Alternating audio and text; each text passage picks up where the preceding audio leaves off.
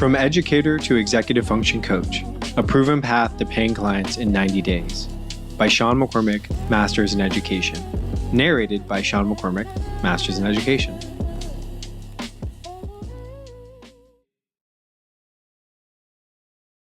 Dedication. This book is dedicated to my two daughters, Aliana and Selah. May you always have the courage to follow your dreams and to take messy action.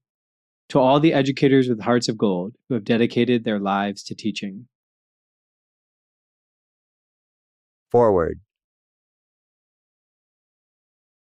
6 years ago, I was a young, passionate classroom teacher who deeply cared for every one of my students. But I knew I couldn't keep up the grind. I was on a fast track to burnout. I was scared of what the future would hold, unsure of what else I could do beyond teaching. That's when I came across Sean's story. I've always admired those brave enough to go against the grain and build something of their own, all to make this world a better place. I especially admire educators who leave the classroom to find a way to serve the neurodivergent community at a deeper level. Sean is one of those people. Before leaving the classroom to start an educational therapy practice, I was scared. To be honest, leaving the classroom was one of the scariest things I've ever done. I worried about money. I worried about how impactful I could be. I worried about failing and what others would think. Teaching was a huge part of my identity. It was my financial safety net. It was my purpose. Walking away from it felt like leaving a part of myself behind. Sean had done exactly that. He left the classroom to become a leading voice on executive function. People read his newsletter and attended his talks. He was building a business that helped neurodivergent students and their families live better lives. Watching this happen gave me hope that I might be able to do the same. Then, one summer, my phone rang. Sean was on the other end. That call changed my life. Months earlier, through Sean's story, I found the courage to take the leap and start an educational therapy practice. I was a fledgling entrepreneur with dreams of having a lasting impact on others, but unclear about how to make it happen. Sean didn't see my lack of business experience as a problem. He had a vision and a proven roadmap to starting an executive function coaching practice dedicated to serving neurodivergent adults. We put our heads together and co-founded one of the only executive function coaching practices that solely supports adults. Since that call, Sean has been a mentor, guide, and friend. He's taught me how to lead, how to write, and how to create simple systems so I can focus on what I love, coaching. And here's the amazing part. Sean didn't stop there. He continued to grow his student-focused executive function coaching practice while creating and scaling the Executive Function Coaching Academy, where he certified 200 executive function coaches from all over the world who have gone on to start their own businesses. He is dedicated to his craft, committed to iterating, improving, and sharing his expertise through his newsletter on YouTube and his vibrant global community of executive function coaches, all while being a dedicated husband and raising two daughters. Sean's taught me how to use, in his words, my unfair advantage to create a life aligned with my values. That's exactly what this book will help you do. If you're a passionate, busy educator who desires to make a lasting impact on others, this book is for you. If you're willing to take the risk to consider the possibility of something different, this book is for you. If you want to learn how to use your knowledge and expertise to earn more money and live a life with more freedom, this book is for you. Most likely, you are sitting in the same position as I was less than 10 years ago. Curious, uncertain, hopeful, but unsure. This book is the starting point I wish I had. By the end, you'll have a clear 90-day roadmap to starting your executive function coaching and you'll have the confidence to take the first step, whether it's starting a side hustle or even leaving the classroom to become your own boss. Sean's taught me how to lead, how to create a business, and how to go for it even when the path is unclear. This book will give you the tools to do the same. Sincerely, Eric Kaufman. Where you are. I doubt you picked up this book because it's all good. You picked it up because you're going through something challenging. Maybe that something is having more students added to your already bursting caseload as a special educator. Wasn't the teachers' union supposed to represent your needs, not turn your classroom into a bargaining chip? Or perhaps you stood up for a student during an IEP meeting who needed more than the standard offer, and you were met with the classic, "We don't offer that in the school." And when you tried to advocate for your students' needs, you were further treated as if you were crazy for challenging the norm. Could it be you've been experiencing body aches, migraines, and physical ailments that have no explanation other than a deep underlying stress that stems from the nature of serving in a school system that feels designed to crush creativity and replace it with compliance? If any of those resonate, it's only because I've been there myself and I know what it's like. And I welcome you into these pages. You're not alone and it doesn't have to last forever. There is a better way. A place where your kind heart and giving soul can flourish, unconstrained by the cold culture of modern education. The first step is exactly this. Explore and consider the possibility of something different and more aligned with your unique desires and gifts. Whatever you're going through is not it or the end. You don't have to tough it out for the next 5, 10, or 15 years just to get a pension or whatever carrot the system is dangling. There are other options and pathways. If you are willing to thoroughly investigate these possibilities, you will see that change is not only possible, but there are also many examples of people just like you taking little steps all the way into a life they love and cherish that does not involve working in a system or environment that does not value their unique expertise. But first, you have to believe. Are you willing to consider that a better way is possible? Here's one of my favorite quotes on this subject. There is a principle which is a bar against all information, which is proof against all arguments, and which cannot fail to keep a man in everlasting ignorance. That principle is contempt prior to investigation. Herbert Spencer. Beginning your journey. Right now, imagine yourself as Alice before she jumps down the hole and into Wonderland. I'll play the White Rabbit in his fancy waistcoat and giant pocket watch, encouraging you to jump in. Don't wait. Okay, so you might be feeling like you're, quote, late, end quote, to the party. I've invested too much time in teaching to pick up something new. Or maybe you've had it in your head for all those years of undergraduate and graduate school that you were going to become a teacher, and you don't have the mental room to consider another pathway. Well, let me tell you something about your brain. Your brain is a most wonderful instrument, and one of its primary functions is to keep you alive and safe. It will always try to trick you into playing it safe. But the problem with playing it safe is that nothing could be more dangerous. As Jesse Wells said, "But I say unto you today, there ain't a crueler trick that death has played on man than fooling a man into thinking that while his soul was quite dead inside, he was in fact alive on the outside." How you feel matters. And if you feel miserable at work, then your soul is dying a slow death. And the way to bring it back to life is by following your authentic desires. So back to the main point here. Regardless of whether you're on the verge of retirement or just trying to land your first job as a teacher, there is something here for you. Here are a few reasons to consider creating another pathway for yourself as an executive function coach. Reason number 1, diversify your income streams. It is good to diversify your income rather than relying on one income source. I've heard of plenty of teachers losing their jobs in one day, but I've never heard of an executive function coach losing all their clients in one day. Having income from working in the school system, as well as from a group of private clients, provides more stability than relying on only one income stream. Reason number 2, starting your own practice is fun. Working one-to-one with students outside the constraints of the classroom allows you to flex your teaching skills in a new way. Building relationships with students and families is something that sharpens your sword as a teacher and re-energizes you. Reason number 3, it challenges you to grow. Since we have to get out of bed, why not get out of bed for something that genuinely lights a fire under your butt? When you start something new that is all your own, you get to learn a lot of skills you might not ever learn in the school system. Here are just a few skills you will likely develop as an executive function coach and small business owner. Number 1, basics of web design. All drag and drop and no coding, don't worry. Number 2, sales and the art of persuasion and creating value for others. Number 3, marketing your expertise. This will help you with any other role you pursue, I promise.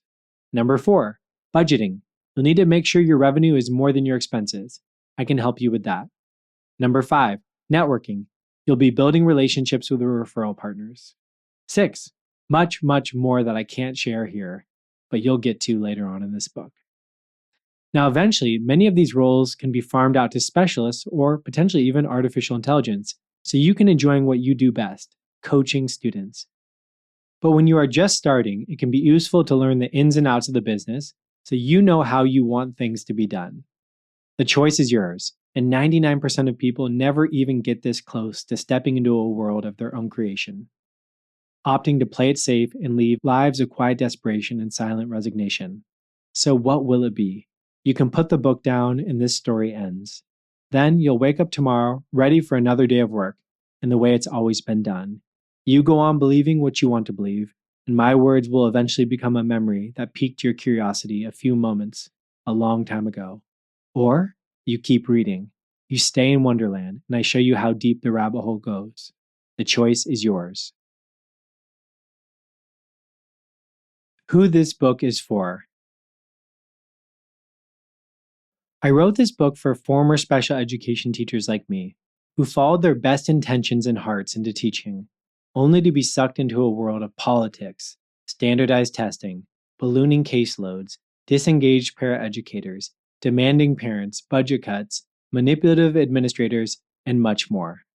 These special educators have already been teaching executive function skills to students and calling it things like study skills, durable skills, soft skills, employability skills, etc.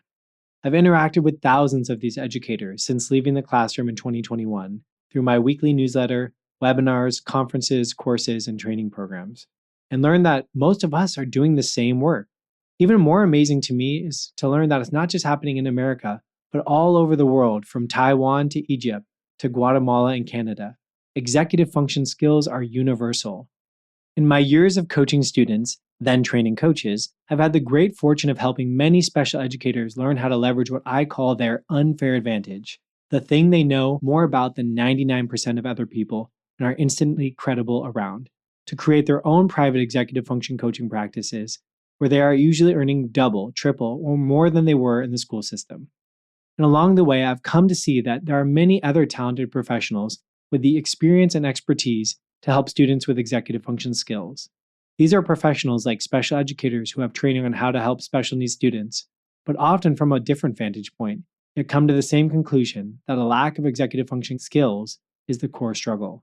These professionals include, but are not limited to, speech-language pathologists, school counselors and psychologists, therapists, special education attorneys, parents of special needs students, school administrators, licensed social workers, and more. The common theme among this seemingly disconnected group is that they all have realized the core struggle of their students and clients is not an issue of content, but of executive function skills. The other common theme among these professionals is a shared sentiment of, I need more training to address this need, when in reality, they are already addressing executive function deficits in their work. Now, trust me, I'm all for more training and certifications. In fact, I run a training and certification program for educators, but not at the cost of inaction. Executive function coaching is an unlicensed profession, and large tutoring companies throughout the world are currently trying to put their stamp on executive function coaching by offering teens and inexperienced tutors as EF coaches. This is problematic and does a disservice to the students.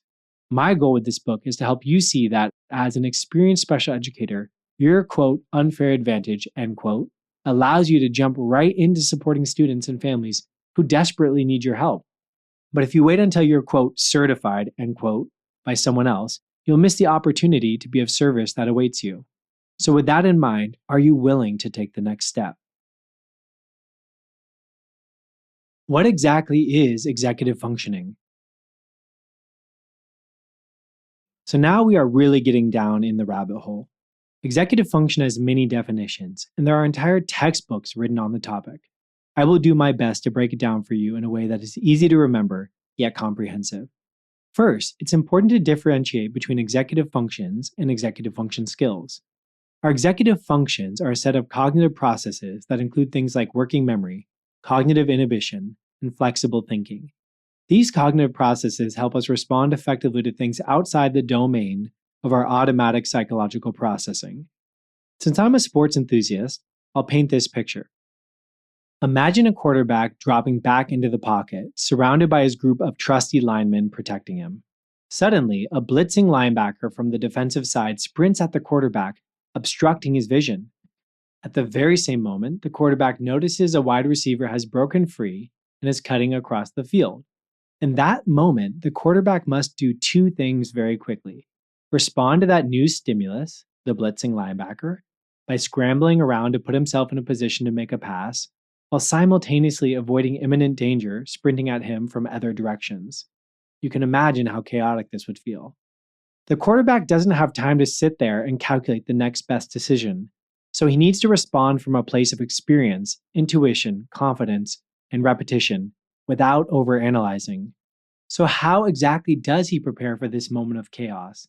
The success of his response can be predicted by the years he spends honing his executive function skills. Skills like self-regulation, initiation, sustained attention, and practicing flexible thinking and practice scenarios. So when that moment of execution comes, he can make a sound decision. Perhaps a more apt example is of the teacher leading a lesson for the class.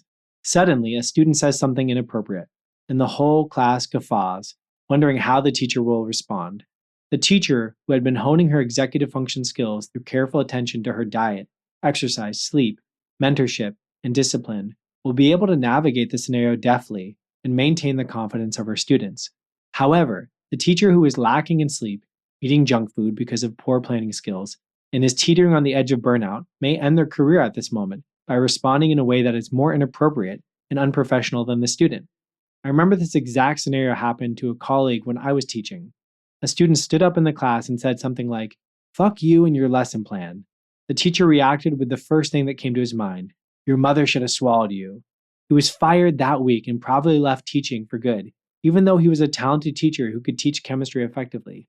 Due to his lack of inhibition, he lost his job and the students lost a teacher. This type of scenario is playing out over and over in classrooms across America because teachers are burned out and reacting. It is the ability to react or respond that Viktor Frankl explored in his harrowing account of surviving an internment camp as a prisoner of the Nazis. He said, quote, "Between stimulus and response, there is a space. In that space is our power to choose our response. In our response lies our growth and our freedom." End quote. This book will help you understand what executive function skills are and how you can hone them in yourself and in students, so you can transfer your confidence and understanding of these skills to others. The opposite of developing our executive function is the primal reactivity state of fight, flight, or freeze or fawn, which leads to poor outcomes that have been well documented.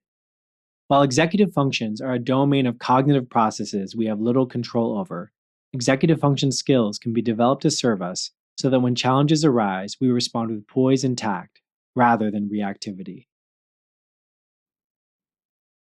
How to strengthen your executive function skills. As we've learned, executive functions are a set of interconnected systems that we maintain. When properly maintained, we can respond appropriately as we are placed in increasingly challenging scenarios that require higher order thinking, playing with information, and self-regulation to be successful. In my experience and research, the primary pillars that support executive function systems are diet, exercise, sleep, sunlight, and community. Since there are so many books and resources dedicated to these topics, to keep it very broad, diet means putting things in our bodies that help us function, like protein, fruits, veggies, and avoiding things that negatively impact our system, like too much sugar, caffeine, bread, drugs, alcohol, or other toxic substances. For example, it means challenging our bodies to be strengthened, doing things that are intentionally difficult, like lifting weights, running, yoga. These things build our capacity to endure and manage stress so that we can use our higher order thinking, creativity, and executive function skills to solve problems. Proper sleep is essential to brain functioning, and from research, the need is closer to 8 to 9 hours per day to function properly. Sleep does wonders for our bodies and minds, including helping us consolidate information, create new neural pathways, and feel refreshed. We also need sunlight, ideally first thing in the day, and healthy social interactions. Beyond these executive functions, there are executive function skills. Since there are so many definitions, like those from Dr. Peg Dawson and Dr. Russell Barkley, I've come up with my own definition using the acronym POSITIVE. POSITIVE stands for planning, organization, self-awareness. The S could also be self-regulation, initiation, time awareness, inhibition, visualizing outcomes, and evaluating priorities. These are all skills that we can nurture and foster as parents, educators, and coaches with intention and design. I will share more ideas later about how these skills can be used and fostered. To start out, check out this quote from the Harvard Center on the Developing Child. Quote, "Adults can facilitate the development of a child's executive function skills by establishing routines, modeling social behavior, and creating and maintaining supportive and reliable relationships." End quote. It's also important to consider what happens when children do not develop their executive function skills. One of the best studies on this is the research of Dr. Adele Diamond in her report called Executive Functions. She found that children who learned self-regulation skills had overall better life outcomes. Quote, "Children with worse self-control at ages 3 to 11 tend to have worse health, earn less, and commit more crimes 30 years later than those with better self-control as children, controlling for IQ, gender, social class, and more." End quote. Additionally, the report states that executive function skills lead to gains not only for individuals, but for the nation as a whole. Quote, "Interventions that achieve even small improvements in self-control for individuals could shift the entire distribution of outcomes in a salutary or good direction and yield large improvements in health, wealth, and crime rates for a nation." End quote. I was once asked by a teacher at a full-day workshop I was leading, how could they possibly have studied students across 30 years?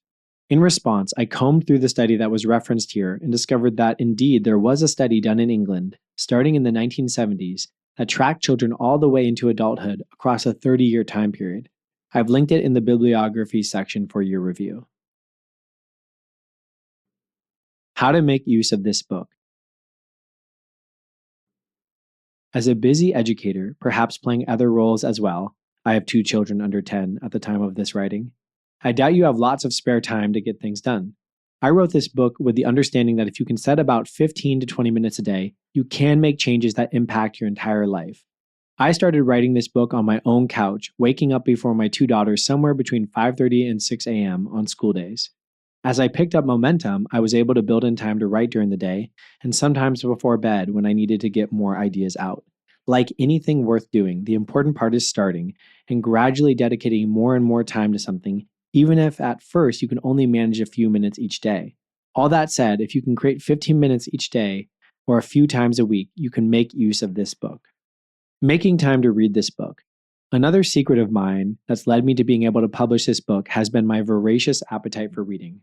I'm consistently creating time in my life to read. I'm hoping that you'll be able to make the time to complete this book as well. I want to share a few tips that have worked for me to complete reading books that I know are in the best interest of mine to complete. Here's something I learned from one of my author mentors, Alex Hormozy. Don't focus on getting the whole book done, just focus on finishing the chapter you've started. When I start reading any new book, I typically draw a circle and then divide it into the total number of pages. For example, if the book is 200 pages, I might draw a circle and divide it into 4 slices and label each slice as 50 pages. Then, as I read the book, I shade in each section of the circle that I've completed to show myself I'm making progress. This also feeds into one of the 6 master laws of successful executive function coaching I developed, which is this: progress is visualized. I'll explore the rest of those principles later on in the book. Students need to see that every step they're taking has an impact, contributing to the greater whole of being productive and successful, and so do you. One of your most important jobs as an executive function coach is to help them visualize their progress so that it becomes something tangible and meaningful, but more on that later. How this book will help you. This book is sequenced so that it will provide you with essential steps to launch and grow your executive function coaching business, one step at a time. I've helped hundreds of educators and related professionals do this, and I'm confident you can do it as well, no matter how unprepared you might feel in this moment. Throughout this journey, you'll want to use your common sense, good decision-making skills, and finesse. And surrounding yourself with others who are walking a similar path can be valuable, if not essential.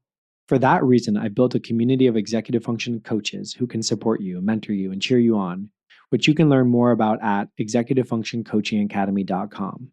Regardless, it will be helpful to find a consultative partner along the way with whom you work with on these steps. You can find a map of coaches already doing this work at executivefunctioncoachingacademy.com/find-an-ef-coach. At this point, you might have a million questions coming up in your mind. How do I run a coaching session? What type of business structure should I use? What website should I use to host? How could I possibly make the leap? I promise all these things will be answered and more, but the first thing you need to do is start putting yourself out there, even if you haven't run a coaching session yet. The only way to run an effective coaching session is to do it and experience it. No amount of theory can prepare you for the curveball students will throw at you. So you might as well accept that every session is going to be creative, unique, and individualized while you develop frameworks for navigating the curveballs that are thrown at you. This leads to another one of the master laws of executive function coaching, which is, quote, improvisation is key, end quote. Right now, what I need you to do is to commit to the mantra, I can start before I feel ready. Like riding a bike, the only way to learn how to be an executive function coach is to start doing things, putting yourself out there, and working with families and students. If we can get you out there, trying new things, you can start to have experiences and use that information as feedback. As a good coach and business owner, it's less about the big goals and more about running experiments, testing things, trying them, and then adjusting your approach based on that new information. Are you up for giving this a shot? P.S. If you ever get stuck and need some personalized advice, send me an email at support@efcoachingacademy.com with book in the subject line. Let me know what you're struggling with, and I'll give you some personal advice that will hopefully help you take the next step. P.P.S. You don't have to struggle to send an email. Feel free to just say hi and let me know how this book is impacting your life. What might get in the way? As humans, we have an uncanny ability to create limiting beliefs that prevent us from taking action. Whether it's imagining the worst case scenario or rationalizing away taking action on things that feel difficult, I found the key differentiators for people who succeed are two things. Number one, mindset. And number two, a willingness to be messy or take messy action. Let's review what I call the 7 deadly mindsets for executive function coaches. When you know what might get in your way, you can take action to avoid getting caught in these mental traps. Even further, you can convert limiting beliefs to what I call liberating beliefs. If you can become effective at replacing limiting beliefs with liberating beliefs, you will quickly grow in this field. Let's go through some of the most common limiting beliefs and liberating beliefs I've seen from new and experienced executive function coaches. Remember, the secret to success is to take action. Try something. Be a scientist. Be impatient with action, but patient with results. Limiting belief number 1. I need another certification, degree, workshop, class before I can work with clients. If I had $1 for every time I hear this, I would have a lot of dollars. Why do teachers with master's degrees always devalue their expertise? It's a sad state of affairs that in the world, people with little education seemingly take up the most space on social media and in the news, while the people who are the most educated often quietly avoid sharing their expertise. So here's the liberating belief to replace that limiting belief. Your education, experience, passion, and unique skill sets are extremely valuable and will allow you to serve students who would benefit from your expertise immediately. Stop procrastinating, trust your knowledge and expertise, and start taking messy action. And I'm giving you a big hug through the audio so you can do this. Limiting belief number 2. I can't charge more because people in my area don't make a lot of money. While you may live in a more economically disadvantaged area than others, that doesn't mean there aren't people with money where you are that want to spend it on executive function coaching. You'll find a spectrum of wealth in every community, and it's not your job to know or figure out how much money people are making, but to set your rate and only then be flexible should you desire to do so. As a small business owner who will be responsible for your own healthcare and business-related expenses eventually, it's not an option to undercharge and undervalue your expertise. If you do devalue yourself, you will end up disliking coaching and seeking stability in another field or returning to the classroom when you were so close to the freedom you so desired. A little note here. I was reminded by one of the brilliant coaches in my community that money is not always the way to value your expertise. As Kimberly shared when she gave this book a first pass, quote, "Coaches can also value their work through boundaries, quality of service, continued learning, and choosing clients who align with their mission. Money reflects worth in one dimension, but fulfillment, impact, and integrity may be just as powerful measures of value." End quote. I completely agree, and most of the coaches I've trained don't struggle with delivering a high quality teaching experience, practicing continued learning, or providing service and value to others. Yet, for some reason, many former teachers do struggle with valuing their expertise and setting boundaries around their time and caregiving, which can make it difficult to sustain a small business. Because of this, the perceived safety of the school system, which provides a steady paycheck, benefits, and summers off, remains attractive even when teachers are experiencing adverse physical and mental health impacts because of the toxic climate of the job in some places. For a reason that is beyond me, I am uniquely poised to understand this experience of wanting to serve and make the world a better place as an educator, while also challenging educators to value their careers and expertise in all facets, financially, spiritually, and professionally. Limiting belief number 3. My students are ghosting me, so I'm probably not a good coach. Ghosting is when students stop responding to your calls or texts. If your students are ghosting you or parents are hounding you and you're not happy, it's probably not an issue with your coaching techniques, but the agreements and boundaries you're setting up front. You can establish clear boundaries and enforce them so that you enjoy your practice. This is hard but very possible, and you can do it. It starts with clear terms of service and a signed contract before you start the coaching process. The best way to get unstuck is to surround yourself with other coaches who are working through the same challenges, or be around others who are a bit further down the road than you. This is what I've created with the community in the Executive Function Coaching Academy, something that didn't exist when I was starting my journey out of public education and into the private practice years ago. Limiting belief number 4. I have no time or money to invest in myself. Girl, you have the same 168 hours every week as everybody else. You can create time and prioritize things. That's why they're called priorities. Remember, investing in yourself can start very small and compound and grow over time. Even if you don't have the financial ability to invest in coaching or programs, you can create time to invest in learning from the abundance of free resources that are available online and in libraries. If you don't know where to start, then start really small. I mean, ridiculously small. Read something useful for 2 minutes a day until you can work your way up to 10 minutes a day. The only way to lose is to stop completely. Conversely, nothing changes your financial situation quicker than increasing your earning capacity by investing in your skills, expertise, body, and mindset. Let's go! Limiting belief number 5. I'm overwhelmed. It would be better to give up. Again, you can start small and invest 2 minutes a day in the direction you want to achieve and create. You don't have to leap. You can just take small, meaningful steps that compound over time. Many educators fail to ever start because they think they have to dedicate a whole day or hours to working on this to make any type of impact on their situation. Fuck that. Start with something small and meaningful each day and invest more and more as you can, making more time and gathering momentum. Limiting belief number 6. I need a website, business cards, flyer, etc. before I can start doing outreach. No, you don't. You need to start creating energy and interest in what you're creating. You need to start speaking with parents of kids who struggle with executive function skills so you can craft an offer that relieves them of their pain. You need to start meeting with local neuropsychologists and therapists to learn more about what they look for in referral partners who can help with these students. You don't need a website, business cards, or anything other than a genuine curiosity and desire to serve. What you can expect if you take action. I've helped hundreds of teachers transition into executive function coaching, and I'm confident that you can too.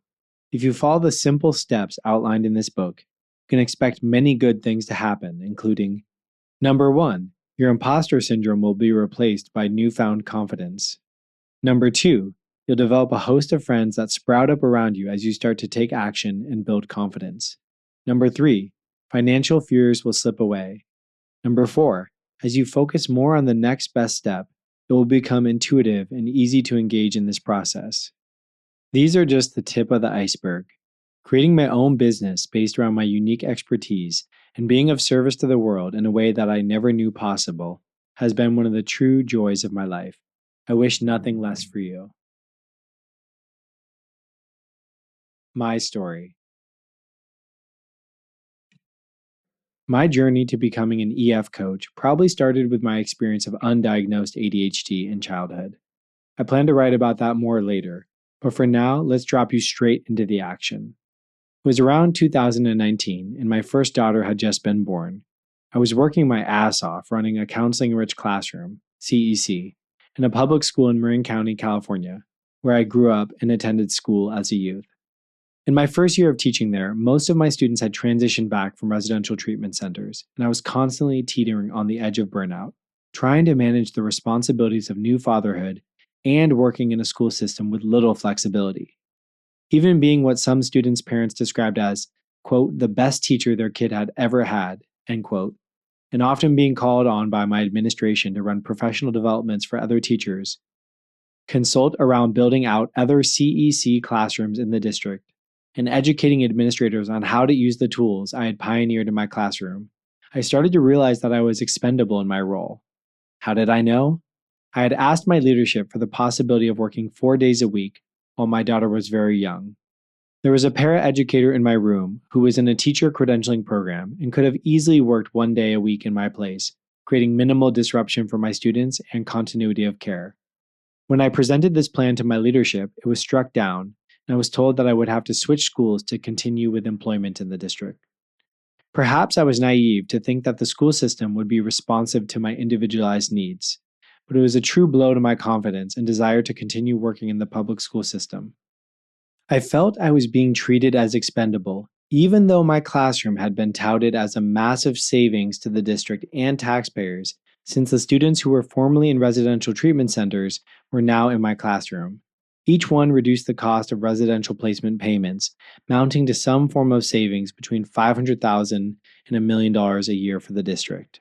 After receiving this rigid response, I decided I wanted to find work that would honor my unique contributions and efforts. It was then, like many teachers, that I started to research how to make more money. Googling that question led me down all types of rabbit holes and trying all types of odd jobs, buying refurbished iPhones and selling them on the Facebook Marketplace, offering to be a social media content manager on Craigslist. Like the character in Shel Silverstein's The Missing Piece, nothing seemed to fit right. I began holding informational interviews with my friends to find out how they had established successful careers. One of my friends said to me, quote, "Sean, you have a master's degree in education. Why don't you do something with that?" End quote. This was my aha moment I needed. This led me to consider that I should leverage my master's degree, so I started exploring how I could tutor students online and in person. I learned about a lady named Joanne Kaminsky, who had framed herself as an online tutor coach. It's possible, I thought. Around the same time, my mom said that one of her friends was part of a local educational organization called Marin Educators in Private Practice. I reached out to join and went to one of their meetings where I heard the story of my now good friend, Kara, who was charging $300 an hour teaching online as an educational therapist. My jaw nearly dropped to the floor, learning that someone could be doing this work and sent me into a spiral of curiosity. From there, I applied to become an educational therapist and volunteered with the Association of Educational Therapists to build my network and learn from those who preceded me in this journey. Soon after, my networking started to materialize, and I picked up my first couple of clients. I started driving out to students' houses to provide tutoring or educational therapy, depending on the needs of the family. The more clients I got, the more neuropsychologists and therapists referred to me saying, quote, "Sean helps with executive function skills," end quote. As my practice continued to grow, I began to read every book I could on how to market my expertise and deliver value to students and parents. Simultaneously, my reputation grew as a professional who could truly address executive function challenges in students. This led to many more referrals, and by the end of the year in 2020, I had around 30 clients less than 10 months after starting my practice. Driving around the community I grew up in, I took a risk and raised my rates from $75 a session to $100 a session. They say you found your sweet spot when work doesn't feel like work, and for me, it was easy and fun to help students learn how to organize their assignments, initiate on things that felt difficult, and email their teachers to ensure they would earn an A if they followed directions and gave their best effort. The kids loved it. I was having fun. The parents were grateful. As I started to attract more clients, more and more neuropsychologists began to introduce me to clients who were struggling with executive function skills. I would meet with these prospective families, and many of them would ask me to review the neuropsychological report that was provided to them. To my surprise and delight, many of these reports included a suggestion to reach out to, quote, Sean McCormick for support with executive function skill development, end quote. From there, I decided to niche down and rebrand my business from Sean McCormick Coaching to Executive Function Specialists. How did I decide on that business name?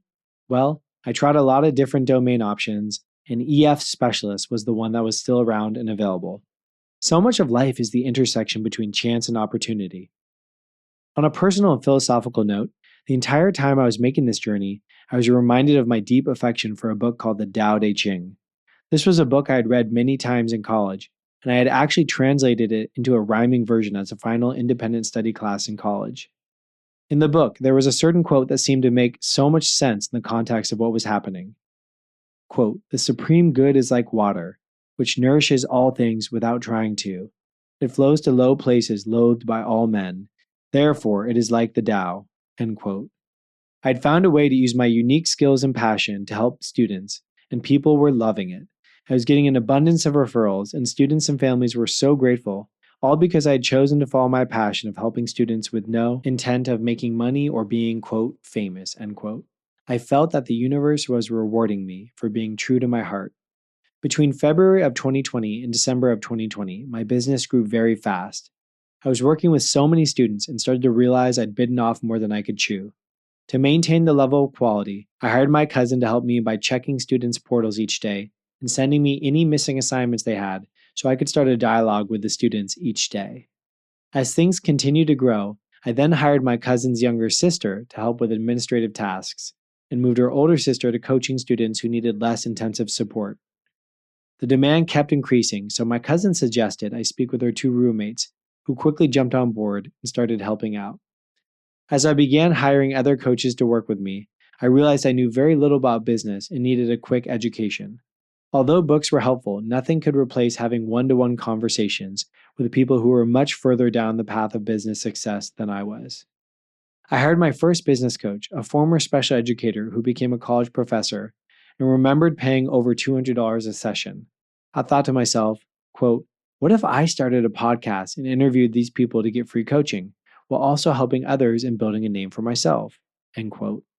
With that thought, I started to research how to start a podcast and decided to launch Earn More Tutoring.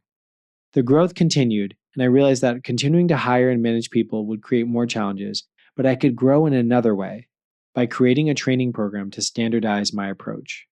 From one of my podcast guests, Kat Norton, I learned how she built her first online course. I took a risk and invested a couple $1,000s in a system to create my own course. My first course was called Becoming an Online Executive Function Specialist. I wanted to be specific about what I was offering after hearing the idea, the riches are in the niches. Since then, I've helped hundreds of educators launch their own executive function coaching practices, employed dozens of educators to work from home, and spoken at many well-known conferences, including CHAD, UCSF's Grand Rounds, and more. My impact has been multiplied in ways I cannot count, given so many of these coaches are out in the world helping students and families using the systems I developed over the years. I'm truly grateful for the opportunity to be of service in a way that I never imagined or could have predicted. This book is for you, the teacher who is considering making the transition but just doesn't know how to yet. I hope investing in this book proves to be one of the most transformational and life-changing books you've ever read. If not, I haven't done my job. Mistakes this book will help you avoid. I made a lot of mistakes when starting my coaching business, and I don't have plans to talk about all of them here except the ones that are relevant to you. For example, marketing techniques that were not properly targeted and a waste of time. Taking personally really intense feedback from students and families. Paying someone $500 to be on my podcast when they would have done it for free. Hiring the wrong people in desperation. Setting expectations too high with families and failing to deliver at times. Overworking myself and not caring for my mental and physical health at times. I don't regret any of this because I've learned a lot from what I've done. As my mentor Sean Carter says, no losses, only lessons. I've borrowed a lot from the people that I look up to, and I can see many people have done the same with me. I don't get caught up in worrying about what other people are doing. I just try to focus on what I can do to keep learning and growing. Here's a little secret that I want you to remember. The rate of failure is 0 if you don't give up. If you choose to put yourself in a position to make mistakes, you can grow faster. As Stephen Bartlett says, failure is feedback, feedback is knowledge, knowledge is power. Go out there and start failing. By the way, you may notice that I use a lot of quotes. People have said to me, "How do you know so many quotes?" I don't know, but my mind is equipped to remember little quotes and repeat them a lot. They become like mantras in my head that guide my decision making. Here's one of my favorite ones. Our doubts are traitors and make us lose the good we often might win by fearing to attempt. Shakespeare. Now that we've identified where you're at, let's move on to where you're going. See you in the next pages. Where you are going. Mindset is everything. Mindset isn't everything, it's the only thing. It's paramount. In a world of infinite information, your ability to manage your mindset is your differentiator. There are really only two sides of your mind from what I've found. You can be in fear or in love. Yes, this is going to sound woo-woo, but the truth is, woo-woo is the real stuff. I grew up a huge fan of Star Wars, and Star Wars is one of those cool movies where, as you get older, it makes even more sense. You see, energy is all around us. George Lucas called it the Force, and some cultures call it prana. Some people have more of it, and some people have less, depending on how they live and what they believe. It doesn't matter how old or young you are, or how much you go to the gym or don't go to the gym. What matters is your relationship with this life force and your ability to hone it in and utilize it. What generates more life force in your life is love, passion, and positivity. What eats away at you and consumes you is anger, resentment, hatred, and worst of all, indifference. To increase your energy, life force, and experience of love, you have to actively avoid allowing negative emotions like fear and indifference to consume you. Fear often looks like logic, but it is really a mechanism to prevent you from taking action and keeping you, quote, safe, end quote. If you are not happy and alive, then your soul is stalled. Of course, no one is going to feel happy all the time, but that's not really the goal either. The goal, as I see it, is to be grateful for what life is presenting us and to respond effectively to all things the best we can. With this in mind, it is better for us to see challenges as opportunities. The more challenges we have, the more opportunities we have. Thus, our job is to stay challenged. When we stay challenged, we are in a flow state. Flow state is a mental state, quote, in which a person is completely focused on and engaged in a task or activity, end quote. That's where I want to be, and hopefully you do too. There are 3 prerequisites for getting into flow state. Number 1, immediate feedback. High stakes forces focus. Number 2, one specific outcome. Split attention kills focus. Number 3, the challenge is above and outside the current skill level. When we are in fear, we don't take action. We stall. We think too much. We avoid, quote, mistakes, end quote. As I quoted earlier, failure is feedback. Feedback is knowledge. Knowledge is power. Your job is to get yourself to a place where you feel comfortable failing and failing frequently. Then you're in love. You're in the flow. You're experiencing prana. This is a universal truth and has been explored deeply in every culture. So, how do we get into that flow state and experience an ongoing relationship with life that is joyful and challenging? We lean into love.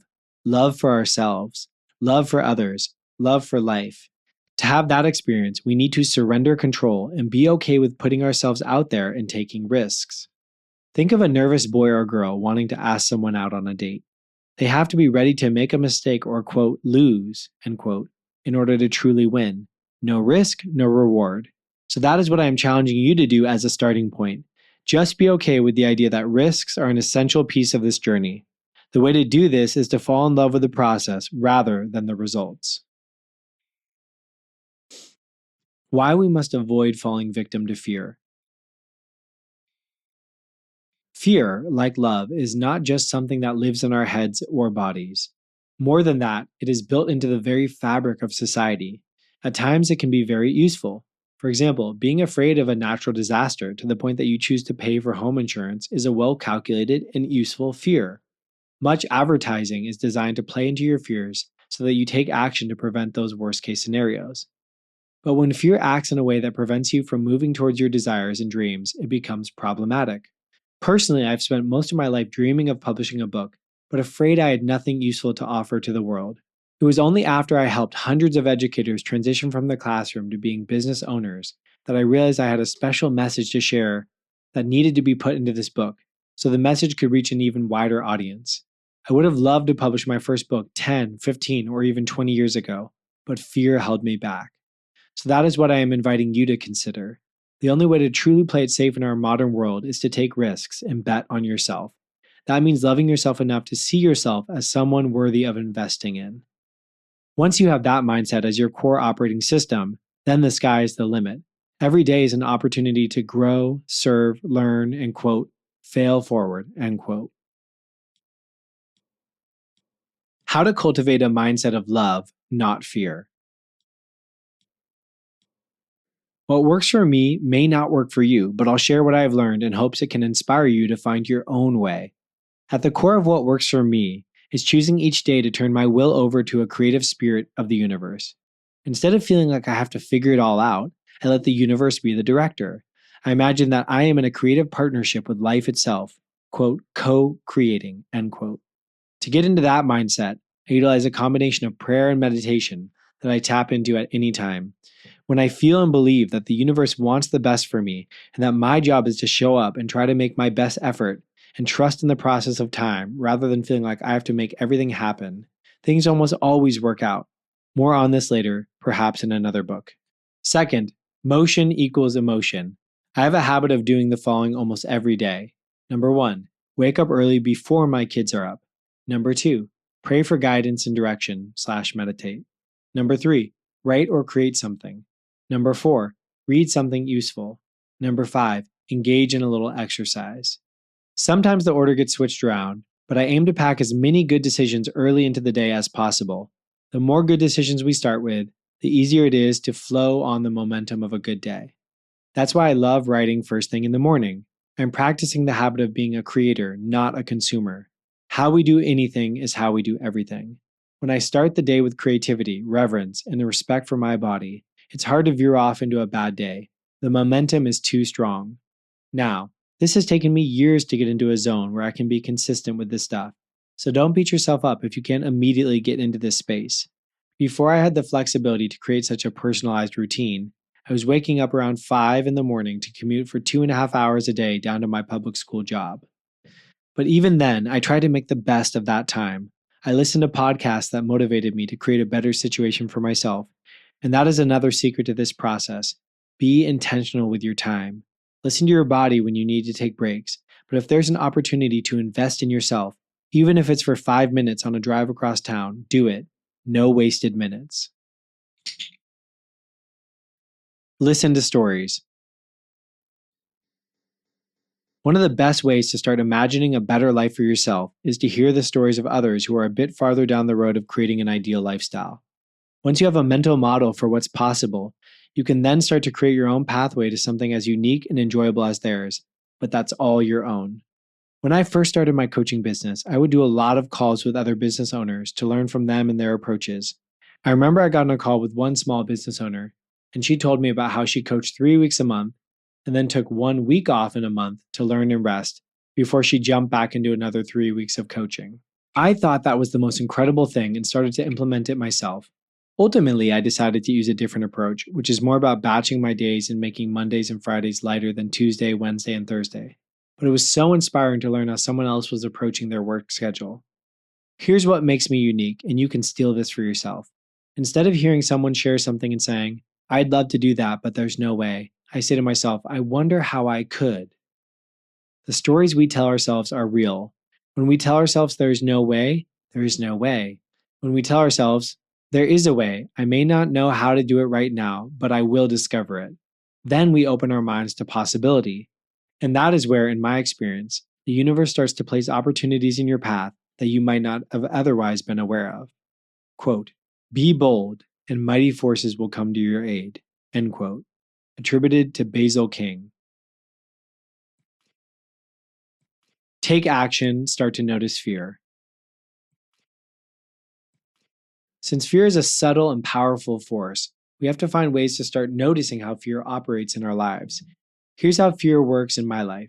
There's a trigger, and that trigger sets off a chain reaction leading to catastrophic thinking. I'll share an example. I had an upcoming workshop where I was going to teach about executive function skills, and I kept thinking, what if someone interrupts me? What if the teachers don't like me? What if? Each fear led me to spiral into a place of cascading fear, and I had to experience that dread until I took the action of running the workshop.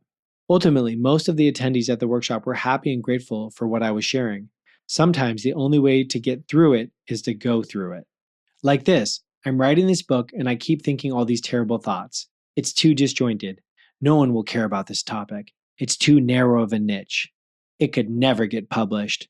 I won't be able to get it done. What if someone finds a mistake? It goes on and on. That's my brain trying to keep me safe. My extremely logical brain would rather have me work on the things I know how to do quite well, but I don't enjoy as much, like playing it small and not trying something new, like publishing a book. Quote, our deepest fear is not that we are inadequate. Our deepest fear is that we are powerful beyond measure. It is our light, not our darkness, that most frightens us.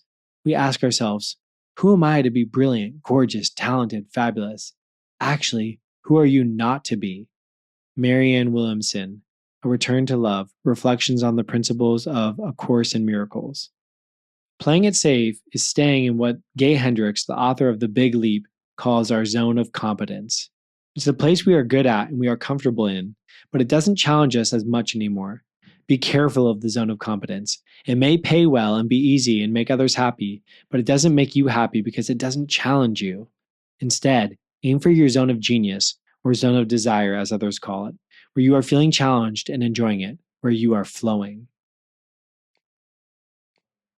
How to map out your vision. Once you are committed to pursuing your vision, regardless of the fear that may arise, you're ready to start making a map. Let me show you how. Someone I respect and enjoy learning from is Joe Polish. He wrote a book called What's in It for Them, which is all about considering how to be of service and useful to others. Some of the small tweaks I've learned from reading this book are writing more handwritten letters to others, focusing on more ELF relationships, easy, lucrative, fun, rather than half relationships, hard, annoying, lame, frustrating. Joe's thinking and approaches have led him to create one of the most successful networking organizations on the planet, the Genius Network, which costs $25,000 a year to be a part of. I plan to attend one of their events one day. In his book, Joe said that we can solve any problem by asking the following 3 questions. Number 1, where am I now? Number 2, where do I want to go? Number 3, how will I get there? You may notice that this book is structured in a similar fashion. Thanks, Joe. To help you get where you want to go, we need to use your brain in a way you may have never consciously used it before. There is a part of your brain that is unconsciously driving your behavior with or without your consent. Have you ever found yourself thinking about something and you try to stop your thoughts but just can't? What happens in these situations, whether you know it or not, is that your brain creates a script or narrative with the outcome you desire, which sets in motion your brain's attempt to configure a pathway towards the destination. This can create a lot of discomfort. To understand how this works, let's use the example of a high school classmate who finds great worldly success before you do. Perhaps in your mind, you start to imagine yourself in their position, living the life that they do. This process is largely passively occurring. Your brain is using its nonverbal working memory, or the brain's canvas, to paint a vivid picture that activates your amygdala to feel emotionally connected with the vision. This can stimulate jealousy or curiosity, depending on how you've trained your brain to respond to your desires. With this vision in mind and emotional connections activated, your body goes to work preparing itself to achieve the outcome you desire. There are countless studies showing that simply imagining doing something affects us. Weightlifters who imagine lifting weights have been shown to increase muscle mass to similar degrees as those who are actually lifting the weights. The reticular activating system. Now your whole body is geared up in service of this fantasy you've created. Then your reticular activating system, RAS for short, kicks in. Your reticular activating system is known as the brain's executive assistant, or the brain's bouncer. It is fed by all of the sensory tributaries, which include kinesthetic, visual, and auditory senses. Every moment your brain is receiving about 11 million bits of information. Of course, there is no way you could consciously process 11 million bits of information. So your RAS does the work for you, surfacing information that is aligned with and connected to your innermost goals and visions. Quote, what we see depends mainly on what we look for, end quote. John Lubbock, anthropologist. Your job is to train your reticular activating system so that it brings to the surface of your mind things that help you achieve your goals and create the lifestyle you truly desire. In order to do this, you have to start stimulating your nonverbal working memory, or the brain's drawing board, so that it understands your vision. This is why people create vision boards.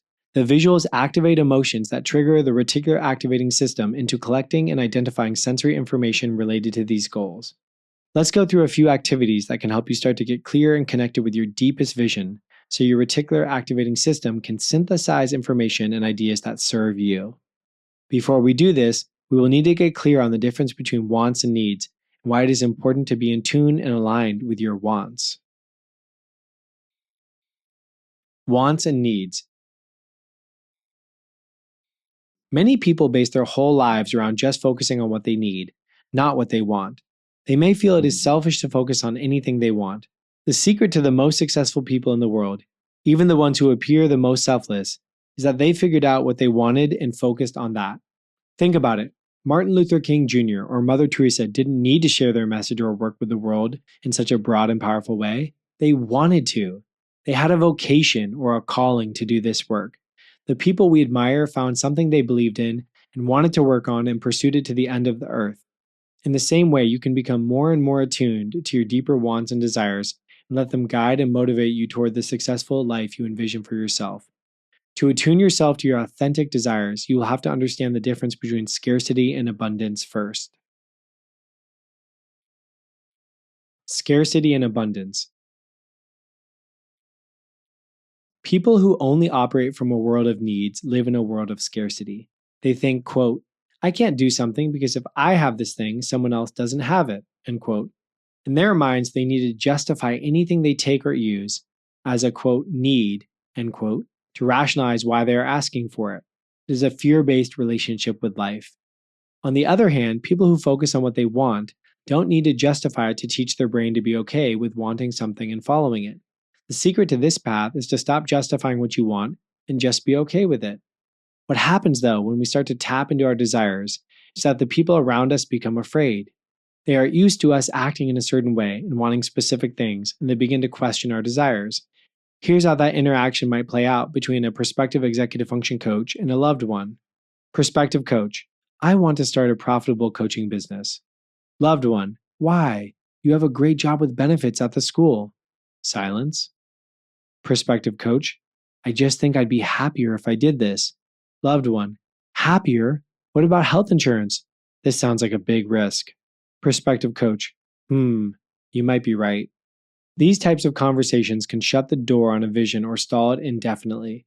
That's why when you're dreaming big, you need to surround yourself with other people who are doing the same thing. Otherwise, you'll just go with the flow, not the one you're trying to cultivate. The truth is, you don't need to rationalize or explain what you want. It's okay to just want something. The mistake many educators make is that for so long they have lived in a world of needs only. When they start to consider transitioning to working for themselves as an educator, they feel selfish. How could I possibly charge $150 or $200 a session for my coaching work? That seems ludicrous. This is a limiting belief, and educators create these and reinforce them through narratives like this to keep them safe in the world they currently exist in. If you want to break out of the mold and follow your vision, you'll need to replace those limiting beliefs with liberating beliefs. These liberating beliefs will serve you and help you activate your reticular activating system so you can start to connect with the people, ideas, and things that help you achieve your wants and dreams. Dreams are food for the soul, and we must feed our souls if we are to truly live. Remember what Jesse Wells said, there ain't a crueler trick that death has played on man than fooling a man into thinking that while his soul was quite dead inside, he was in fact alive on the outside. Let's keep our souls alive, shall we? How to choose a vision and let your brain do the work. Now that you know how your brain works and the importance of listening to your wants, not just your needs, you might be wondering, how do I choose my vision? Let me show you how. There are two pathways that can be leveraged to implant your vision so deeply in your brain that your unconscious and conscious decisions align with the reality you desire. These paths are repetition and emotion. Repetition is the slower but more predictable path to planting your vision in your mind's garden. With this approach, you start to repeat exactly what you want.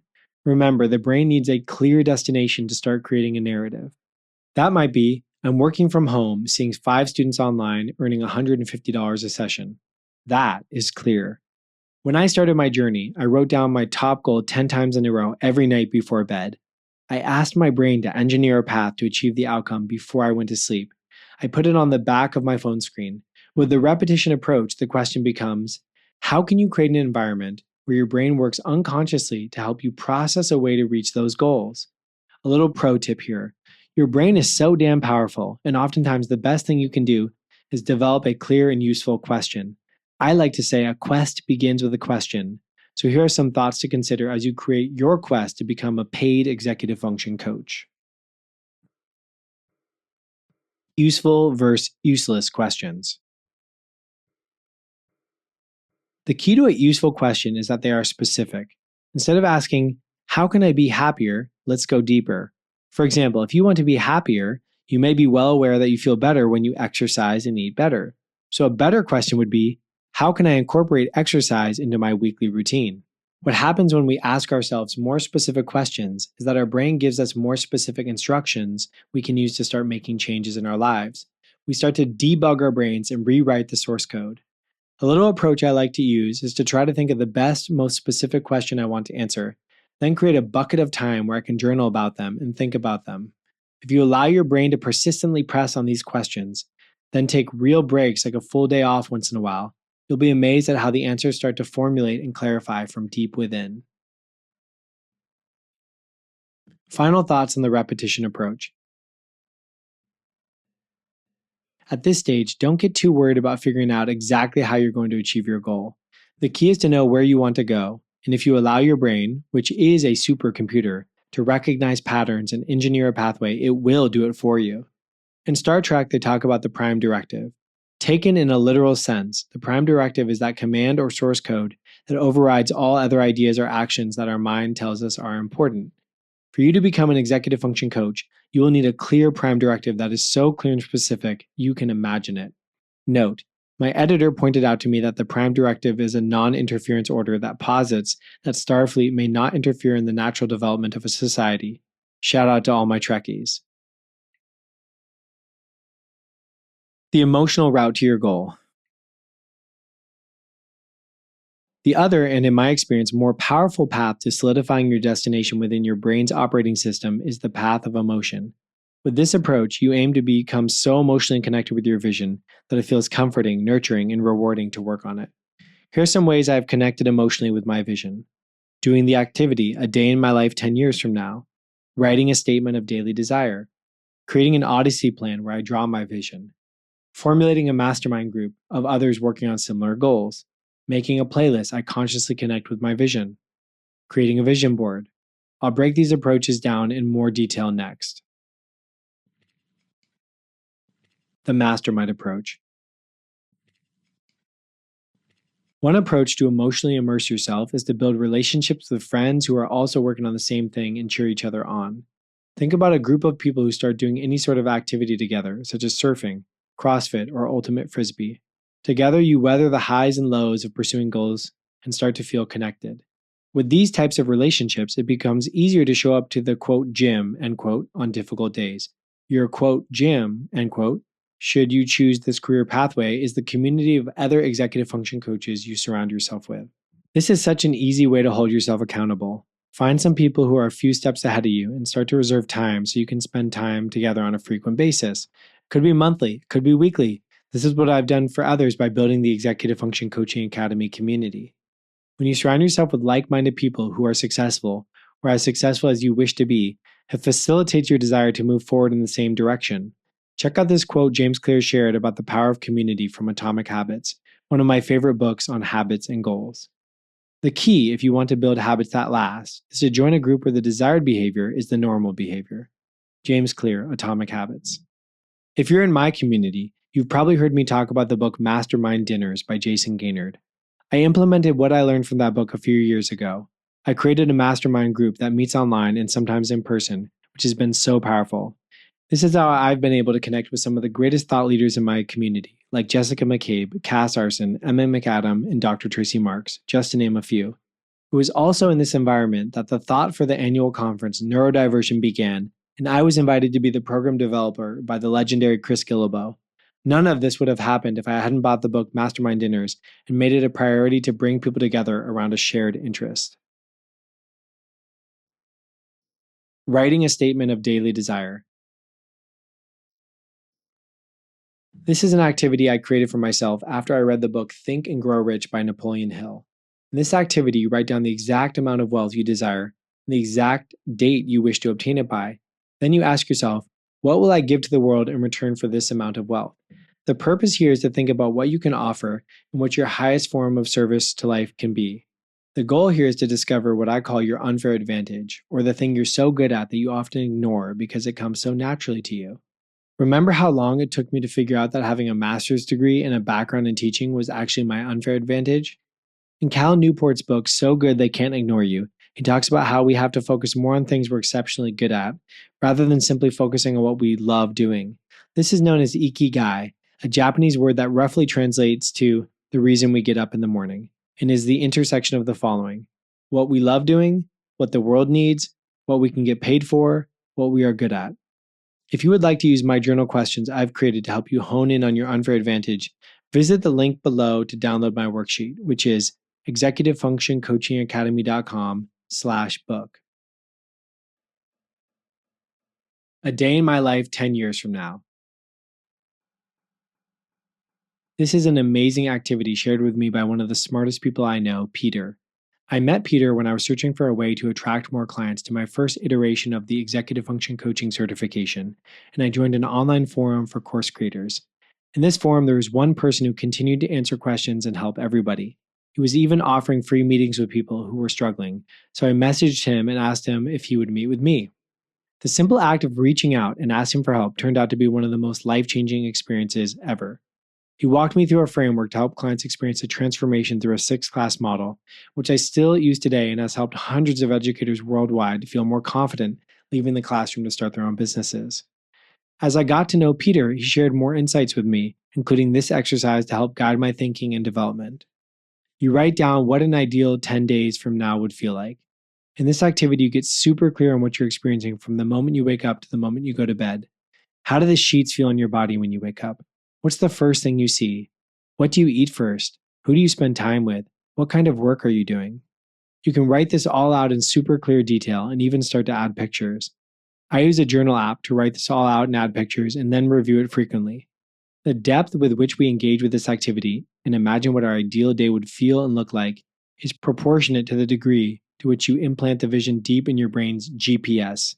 The fact that I'm sitting here on a Friday morning writing my book in a sunlit room with beautiful plants surrounding me and our wonderful home manager with me cleaning the house is a testament to how quickly these things can materialize when you focus on them.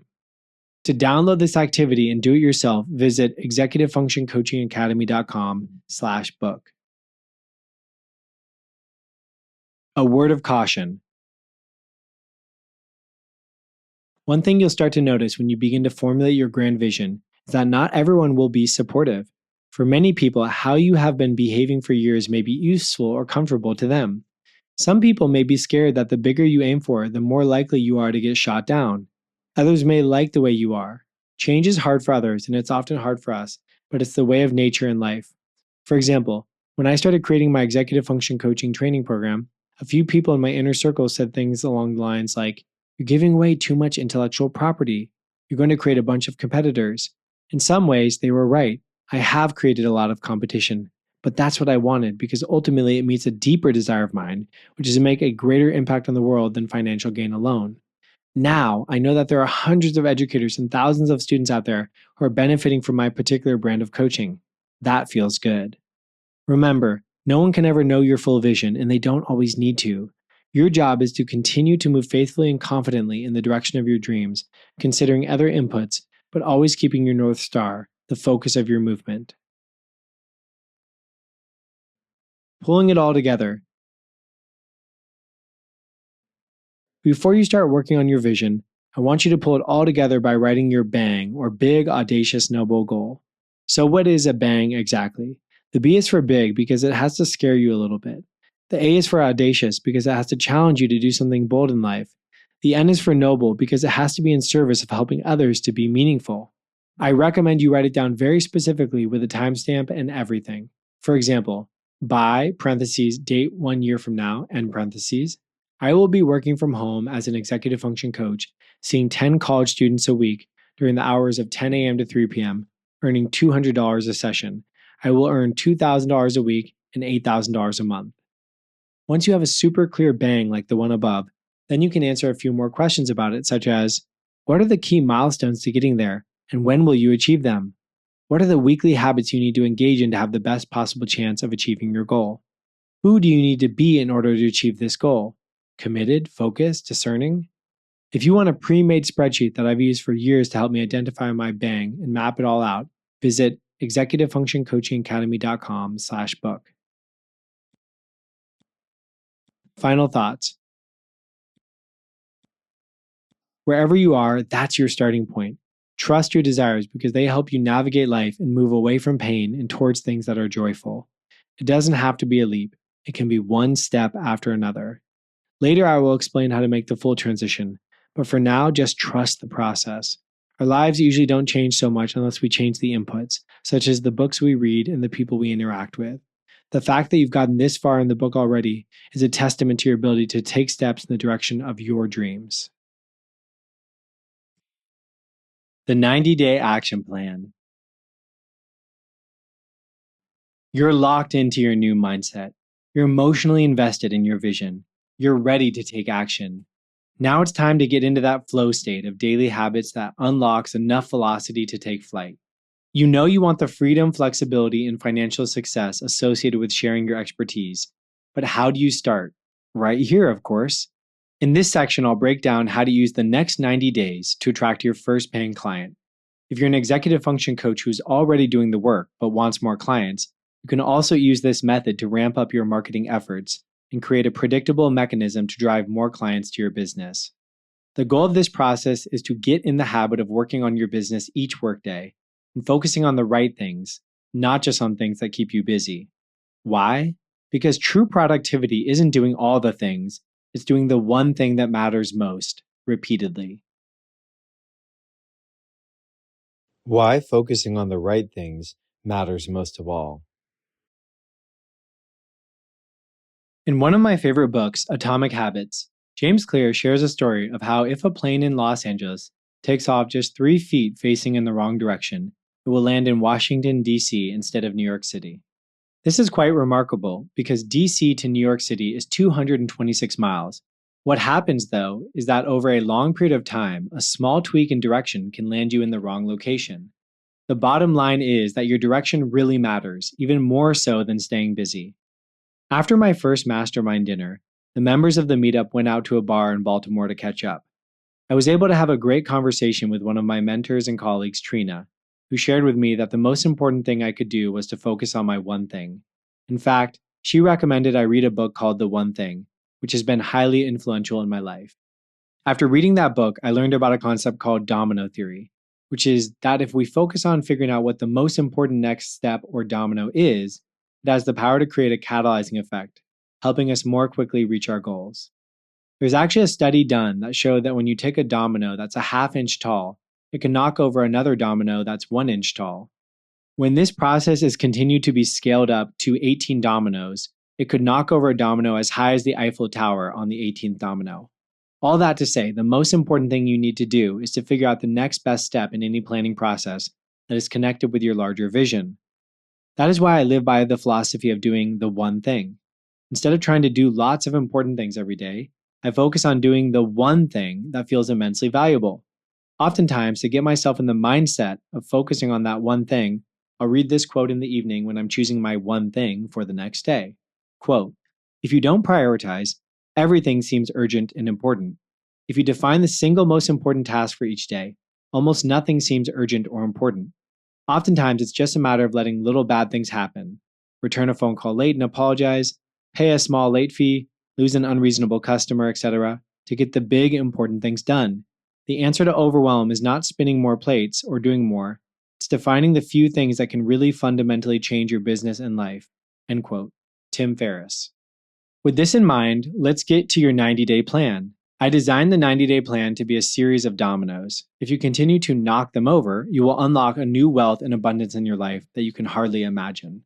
Do you believe this is possible? If so, keep reading. Your 90-day roadmap. To successfully obtain your first paying clients by the end of 90 days, you need to do a few things. Number 1, you have to create a clear value proposition. Number 2, you have to engage in consistent outreach to potential referral partners, ideally around 10 to 20 people per day. Number 3, at periodic checkpoints in the process, such as day 30, day 60, and day 90, you need to review your data and figure out what's working best and what can be adjusted. If you do this using the directions and tools below, it is extremely likely you'll be in a position to start working with your first paid client by the end of 90 days. In month 1, we'll develop your clear value proposition and offer, as well as getting in the habit of practicing and putting yourself out into the universe and sharing your offer. In months 2 and 3, we'll teach you how to onboard a paying client, run an effective session, hold a family team meeting, get feedback, and grow your business methodically and thoughtfully. And if for some reason things don't work out for you or you feel stuck, you can always send an email to me so we can figure out how to get you unstuck. As a reminder, you can reach me at support@efcoachingacademy.com. Remember, the only way to lose is by giving up. Even crawling counts as progress.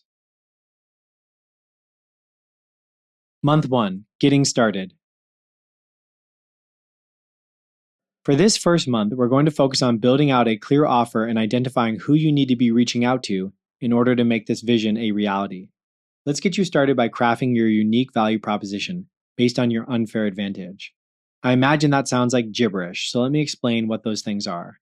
When creating a small business, you want to share your offer with the world in a way that attracts the right clients and repels the wrong ones. You might be wondering, why would I want to repel anyone when I need clients? This goes back to a thing called the Pareto principle, which states that 80% of your revenue comes from 20% of your clients. Additionally, 80% of your headaches come from about 20% of your clients. Therefore, the goal is to find those ideal clients and not the difficult ones, so you can grow your business without being frustrated by it. Once we have a unique value proposition, we can then create a compelling offer and start running discovery calls. These steps will help you prepare to get the skin in the game. What is your unique value proposition?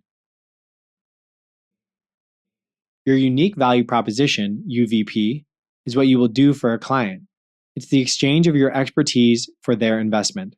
I like the portmanteau froto, which means the journey of changing or transformation from one place to another. Fro-to, from, to. This is what I've attempted to communicate with the title of this book, that you will go from educator to executive function coach. So where are you taking someone from and to? In this new world of so much information overload, people don't pay for information, they pay for transformation. So what transformation will you create for your clients? I'll teach you how to write it out. If you're afraid to niche down. One of the first experiences new executive function coaches have when they start to share with the world that they are starting a business is that they get people reaching out with all types of coaching needs, including career coaching, elementary coaching, adult coaching, and more. There's a temptation to take on anything when you're just starting your business to bring in some money and get going. But there's also a risk associated with this level of availability. The risk is that the wider your offer, the more you run into the risk of overpromising and under-delivering. What I've found to be a more effective route to building a successful business is to underpromise and overdeliver. You set the bar lower and it becomes much easier to clear it. Don't get me wrong, I've taken on a lot of different clients, and this can be a great way to develop your skills and provide people with a lot of value. It also helps when you're starting your business to get your reps or repetitions in, so you get really comfortable with working as a coach. However, what happens when you start adding different types of services is that for each different ideal customer profile, or ICP, you need to learn more and more, create or gather different resources, and adjust your approach. This leads to more time invested, more challenges, and more frustration. I want to help you avoid frustration. In the book Clockwork by Mike Michalowicz, he tells the story of, quote, the biggest idiot in the world, end quote. It's about his gardener who agrees to start cleaning his gutters and painting his walls. Now, calling him an idiot sounded a little bit harsh, but sometimes exaggeration helps us realize the moral of the story. In this case, every time the gardener started doing a new type of service beyond garden maintenance, The gardener had to go out and buy new tools, expose himself to different conditions, and learn new skills, taking the gardener away from his core offer. Additionally, with each new service or offer, he has to find a new way to advertise it, whether that means making changes to his website, creating new ads, or adding something else. All of this falls into the 80% of activities that need to be eliminated, delegated, or automated because they create so much extra work. The opposite of this, which is the way of success and abundance, is to do less, better. I'm going to say it again. Do less, better. In life, we can really only do one thing really well at a time. A great artist paints the same painting over and over, just in different forms. So be a specialist, not a generalist. So how do you find your niche? You start by writing out a unique value proposition, which I've listed out how to do below. You, quote, explore, explore, explore until you find something that pays well and is easy for you to do, your ikigai. Then once you've found that thing, you, quote, exploit, exploit, exploit, end quote, or just do a lot more of that. This can be determined by reviewing your profit and loss statement once a month or quarterly to see the different types of revenue that come in. It may be helpful to work with a bookkeeper or accountant and share your goal with them to get super clear on the profitable and least profitable activities. I didn't say it would be easy, but it will definitely be worth it. How to write your unique value proposition. Here's a simple template for writing out your unique value proposition. I help, age group, overcome, challenge, by teaching them skills so they feel outcome. You fill in the blanks there. The best way to craft your UVP is by using the words your ideal clients are already using. So who is your ideal client? With executive function coaching, your actual client is the parents who will pay for these services. The student is also someone you need to consider, but for the initial part of attracting new clients, you have to find those parents who are experiencing so much pain and frustration around their child's executive function skills that they would pay to have this problem solved quickly. So why not just go to their school districts and solve this problem? Well, there are many reasons. To start, most school districts don't even consider executive function as a part of their curriculum. When I was going through my credentialing program for my master's degree in special education, or doing the state-required credentialing work, and even in Teach for America, executive function was not a topic that was brought up. Because executive function skills are not a core part of the school curriculum, most parents aren't aware of them and only learn about them after they've had enough issues to where they begin to do their own research. Here are a few other reasons you didn't hear about executive function skills till later in your career, most likely. Most teachers focus on content, not executive function skills. Most teachers focus on content. They teach dates, history, formulas, and concepts, but they don't generally guide the students to look at the big picture or how to keep everything organized. There are certain courses like AVID, which are meant to explicitly teach students these skills, but not all districts offer these courses, nor do all students take them. The exception, of course, is special education teachers, who often explicitly teach executive function skills. This is why when special education teachers learn about executive functioning and the concept of executive function coaching, they say to themselves, quote, I've been doing this my whole career. This can't be that hard to make the transition, end quote. You're right. Only the most relentless parents get the help they need. The primary focus of most school districts is to stay within budget and not exceed it. I remember in the last district I worked in, they actually came around and asked the teachers to go out and hold up signs to encourage local constituents to fund another measure to increase school funding. My classroom budget was cut year after year, and it became difficult to predict what I could offer. While it may not be intentional, due to the bureaucratic nature of schools, new ideas are often lost amidst the hurdles that must be overcome just to surface a good idea. For example, in the New York City Department of Education, any professional development must go through an advisory board and has to meet a list of criteria from at least 3 different sets of standards, and the union even approves some of it. With this level of scrutiny, or a lack of care in some places, the ability for innovation is severely stifled. All this to say, the districts are either not interested in changing or incapable of doing so due to their structures and are unlikely to fund new programs and initiatives unless necessary. Any program that wants to get in must know how to navigate the complexities of bureaucratic approval, which is why many educator PDs offered are usually substandard or done by a friend or colleague of an administrator. rather than something done by someone who is genuinely passionate about the topic and wants to bring it to teachers. Only the most relentless parents who are willing to battle the district personnel to find their own executive function coaches will get it. Usually, these people are already wealthy and can afford it, and the district will bend to their wishes at the threat of a high powered attorney. Unfortunately, this does not offer the remaining 99% of students the institutional shift toward considering executive function needs that is necessary to change the trajectory of education. How do we reach the parents who do want our help? So, back to the big idea here. How do we find the parents who need our services?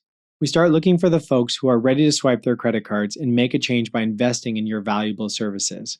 Here's an example of an effective value proposition. At Asha's Executive Function Coaching, I help high school students who are transitioning to college overcome overwhelm and disorganization by teaching them my goal setting and task initiation system so they feel empowered and motivated. What makes this an effective value proposition? A few things. It targets a specific age group. It identifies what these students are struggling with. It shares what skill they will learn. It ends with what the students will feel after they receive this type of coaching, the value. Here are a few mistakes to avoid when writing out your value proposition. Don't be too wordy. Don't be too broad, saying you work with elementary students and adults. Remember, the riches are in the niches, so get specific. Don't be too long. See if you can say it in one breath. Another thought. Write your offer to keep it really simple as well. Your offer can be something like, I help teens through online executive function coaching sessions. Get comfortable saying this to other people and to yourself. See how it feels rolling off your tongue and in conversations with others. Listen to the questions they ask you about it so you can be ready to create a frequently asked questions on a page on your website or in your offer document. Every question is a chance to document it for your FAQ page or potentially build out a blog or article explaining how you would approach it. Your UVP can grow and develop as you do, but once you've nailed it, you might keep it in place for a long time. In my experience, my UVP shifted until I landed on the following phrase for EF Specialist Organization. Our mission is to guide middle, high school, and college students in overcoming procrastination, disorganization, and school-based anxiety by teaching time management, prioritization, and communication skills so they feel motivated, prepared, and empowered. As I grew and hired a team of coaches and administrative staff to help support this UVP or mission, I created a new UVP to support coaches who wanted to do the same as me in their own environments, which became, through the Executive Function Coaching Academy, I help transitioning teachers become certified executive function coaches and build profitable online practices. Sounds pretty good, right? Build your Dream 100. The next step is to start building your Dream 100, or a list of 100 people that could help you grow your business if they knew what you do. The idea here is to put your mind in a place where you are strategically considering the partnerships and relationships that will help you grow. The mistake many people make in this step is that they only form relationships with people who work with the same clients as them. While it's a great idea to have peers you can collaborate with, learn from, and strategize with, to market effectively, you will need to surround yourself with people who would refer to you. I reviewed my referral data to executive function coaching clients for over 5 years, and here's the breakdown of referral sources by volume. Number 1, neuropsychologists, 14.3%. Number 2, special education attorneys, 12.3%. Number 3, therapists, 8%. Number 4, from other clients, 7.7%. Number 5, doctors, 7.3%. So as you start to write down people who could refer you clients, think of this list. The reason it looks like this is that neuropsychologists, special education attorneys, and therapists all see large volumes of students with executive function challenges. So start writing these people down. Don't worry about writing down 100 people in your first week. Your goal is to write down at least 10 people to start the process of considering and building relationships with people who can help you grow your business. Now it's time to get the ball rolling on outreach. This is where you start to do a type of informational interview with people who could refer clients to your business to show them how curious you are. Your goal for this week will be to identify and do at least 50 emails or call outreaches to these types of professionals. That may sound like a lot, but if your priority is to have paying clients, you need to put the work in. In my experience working with coaches, they usually start to get their first client after about 50 cold outreaches. 50 outreaches for the week divided by 5 days that week is 10 each day. Start with 1. Your new mantra: start before you feel ready. The most successful coaches and people across industries live by the following rule: start before you feel ready. As I was writing this section of the book, I got a message from a coach I am helping transition from a state job in a Department of Rehabilitation to her own coaching practice. She was wondering if she should engage in outreach to professionals before she had her website done, or was running coaching sessions, and said this, quote, "I can't tell if my question is coming from a lack of confidence or if it's actually a smart approach at this stage in the game," end quote. I encourage you to start reaching out because ultimately, it may take weeks or even months for people to start referring to you. The goal at this stage is to exist as a thought in people's head, so when they come across the ideal client that would benefit from your expertise, they reach out to you. Fear will take many forms, and it's important to discern the difference between being practical and being fearful. Being practical is a good thing, but being so practical that you avoid taking even a small risk can create analysis paralysis. Sharing your unique value proposition. Now, here's where a lot of people get tripped up. They think they need to build a fancy website or print flyers or business cards. You don't. You can simply write down your offer on a Google document. And in the beginning, you don't even need to worry about this. You just need to start putting it out there and seeing how people respond and react to it. Now, the number one thing you need to consider when you start to share your unique value proposition is the focus on giving rather than getting. Let me say that again. Giving rather than getting. Most people will reach out to potential referral partners and say something like, "I've made a flyer with information about my services. Can you share this with others? Do you know who can give me clients?"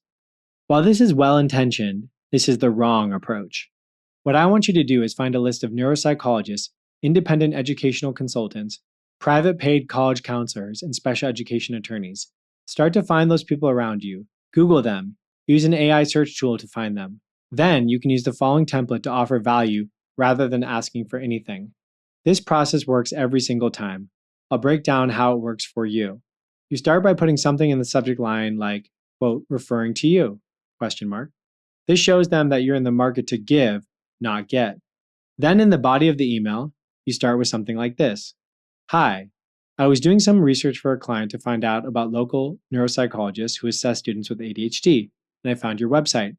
I want to make a good recommendation for my existing and future clients and wanted to ask a few questions about your practice before I make referrals. To give you a little background, I'm a certified executive function coach and former special education teacher who helps students overcome academic overwhelm by teaching them an organization system. Can we meet for 10 to 15 minutes in the next 2 weeks so I can learn more about your practice and ask a few questions? Warmly, your name, teaching credential number." If you've completed the executive function coaching certification, you can also put cert.EF. Notice, this is the opposite of asking them to refer to you. You're saying you might refer to them, and it's very likely you will if they're a good fit. It's okay if you don't have any clients yet because you're going to be doing a lot of outreach, and you want to have your referral partners ready to go as you grow your business. You can make a resource page on your website with the referring partners and links to them. This will also allow you to generate traffic for people who are searching for trusted ADHD, autism, and executive function support professionals in the area by being what's called the linchpin or center of attention here in the best possible way. For examples of how other executive function coaches have created resource pages, visit executivefunctioncoachingacademy.com/book. Now, a couple of tips on outreach. Look for smaller solo practitioners rather than group practices. Email people individually rather than the group practice. If they don't follow up with you, you can send the following email. In the subject line to your original email, put a question mark, and in the body of the email thread, write, "Did you get this message?" If they don't follow up with that, call and leave a message. You can record all this on the outreach tracker that I offer for free by visiting executivefunctioncoachingacademy.com/book. Extra points if you are willing to send a Loom video. Video creates a strong connection and trust quickly. This worked for me, and it will work for you too if you're consistent. With the coaches I've worked with, I found that typically within 6 months, you get 1 client for every 10 outreaches to the right outreach professionals. This usually comes when you have done at least 50 outreaches before you get your first client, though. As you work your way through this process, continue to do outreach. The goal is to reach out to 50 people per week for each week in the 90-day period. This can be a combination of new outreaches and people you are following up with who didn't respond in your first week. This week, you will also create your offer sheet. Many successful coaches don't even have a website, they just have an offer sheet. It can feel more personal. Here's an overview of what you can add to your offer sheet. Number 1, who you are. Number 2, what you are offering. Number 3, why you are offering it. Number 4, how it will help them. Number 5, what the investment is. Number 6, how do they get started? If you want a pre-made version of this offer to edit for your own purposes, go to the following page to download it, executivefunctioncoachingacademy.com/book. As you continue to stick with the pattern of reaching out to 50 professionals, you will start to get people interested in doing discovery calls with you. Once you break the seal of your first client, you will probably end up finding that for every 10 outreaches you do, you typically get 1 client. If you sell a coaching package that is around $2,000, that means each outreach email is worth about $200. Mapping out your ideal week. There's something really magical about mapping out your ideal week on paper. You start to see what life could look like if you were spending your time exactly how you want to spend it. I learned this from a book called The 3 Alarms by Eric Partaker. Well, actually, I learned about it from the author of Feel Good Productivity, Ali Abdaal, who was coached by Eric Partaker. Ali shared that when he spent a huge sum of money to be coached by Eric, one of the first things they did together was map out their ideal week. It's as simple as it sounds. If you could live your week exactly how you'd want to live it, when would you be working? When would you be enjoying free time? When would you be spending time with friends? To map out your ideal week, download the template I've created on the link below, executivefunctioncoachingacademy.com/book. This activity will help you determine what future reality you're working towards in a very concrete and clear way. Month 2, Sustained Attention. In month 2, you'll need to continue the process you started in month 1, which is developing comfort with the boring, hard part, outreach. You just have to keep reaching out. However, there is a bit more to it than just reaching out. Your goal is to start discerning signal from noise. Now, where people get stuck is that they don't start to figure out the signal from the noise. So let me explain. Signal versus noise. Signal is when you start to see patterns. Your brain is a supercomputer for recognizing patterns, so let it do its job. One of the best ways to let it do its job is to identify thoughtful questions you can ask, like the following. Who is responding to my outreach? Where are the parents of kids who are struggling going before they find me? Who could I have a long-term relationship with? One way to start noticing patterns is to track all your outreach attempts on what I call an outreach tracker. This can be a simple Google sheet identifying who you are reaching out to, what is their professional title, for example, neuropsychologist, therapist, etc., and when you reached out to them. If, after reaching out to 50 or more people, you notice that the majority of people who respond are neuropsychologists, this is signal. Eventually, when you have paying clients, you'll want to determine how each of those clients found out about you and start to look for patterns among those who refer to you and how people found you. Once you have a bit of signal, you can then double down or invest more effort into the thing that is working. This is the basic framework for any successful business. Do more of the stuff that works and less of the stuff that doesn't. The stuff that works is signal, the stuff that doesn't is noise. It sounds simple, but most people don't follow this simple advice. Common sense ain't so common. Mistakes to avoid when you're in the boring part. One thing that comes up at this stage is you might start thinking about changing your niche. Maybe if I tweak the wording slightly here, things would work out better. Maybe I should work with adults instead of kids. Maybe I should start making an online course. Maybe I should stop. Instead of pivoting before you've cracked the code, focus on the problem your ideal clients may struggle with. Be a problem hunter, a pain detective. Think about the problems you want to solve and go out and solve them. Prove to yourself you can help a kid go from 5 missing assignments to 0 missing assignments in a week. Remember, there's a season to learn, there's a season to earn. You need to get in the game before you can change games. Your checklist for month 2. Each weekday in month 2, make sure to do the following. Number 1, reach out to at least 10 other allied professionals using the GIVE template. Number 2, respond within 24 hours when they do reply to you. When I was first trying to find my niche, I took an online course called Earn More Writing. That is where the name Earn More Tutoring comes from also. In this course, she shared that her number 1 secret to success was being the first person to respond to potential clients. Ever since learning that, I made it my priority to be the most responsive person to prospective clients and referral partners, and it's worked out for me. So for the remainder of month 2, focus on doing outreach, building up your referral network, and offering free 30-minute coaching sessions to potential clients. Show them what you can do. They'll love meeting with you, but you've got to be ready to get in the game. And if you're not sure how to run a coaching session, skip ahead to the next section for my recipe for great coaching sessions. More, then better, then new. When it comes to marketing your business, you can follow the guideline of more, then better, then new. Do more of something to get clearer data on what works and what doesn't work. When you've done more, then you explore doing it better, but only after you've done more. So keep sending those emails, okay? Lastly, you can explore doing something new. However, don't pivot to something new until you've truly invested the time and care into this outreach process. Remember, ice will keep dropping degree after degree until finally it reaches its melting point at 34 degrees. No perceptible change is seen for the longest time. Similarly, bamboo will dig in its roots for weeks until one day it shoots up 15 feet in one day. So too must you wait, young Jedi. Have patience, faith, and trust in the process, and results will come. The directions for month 2 are short, but that's the point. There is no magic bullet or secret to this process. It's just getting comfortable doing the boring stuff and doing it really well. Here's a quote on managing this boredom from one of my favorite writers, Justin Welsh. I see this in my inbox every day. What's your secret to growing your newsletter? Or what's the one thing that made your LinkedIn account take off? And the real answer is always the most boring one. I write.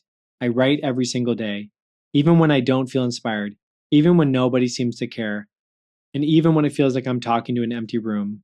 I've now written for over 2,100 consecutive days without missing. Justin Welsh, The Hidden Power of Being Boring. Month 3, Prioritization. The last month is when you may start to get some traction. Ideally, you've reached out to 200 plus people at this point, and you've got them on your tracker. Now you can go back to that list of people and send an email like this.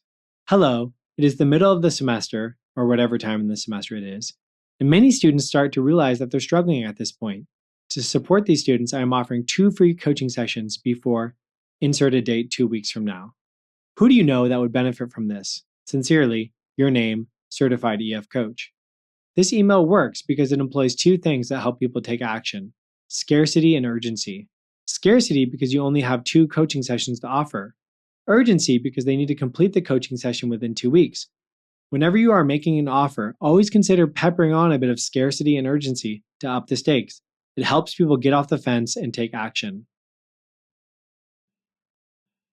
How to lead a meeting with a referral partner. The best way to lead a meeting is to get super curious about what they do and how they help kids with executive function challenges. One of my favorite practices is to write down 10 to 20 questions I have for someone before I meet with them.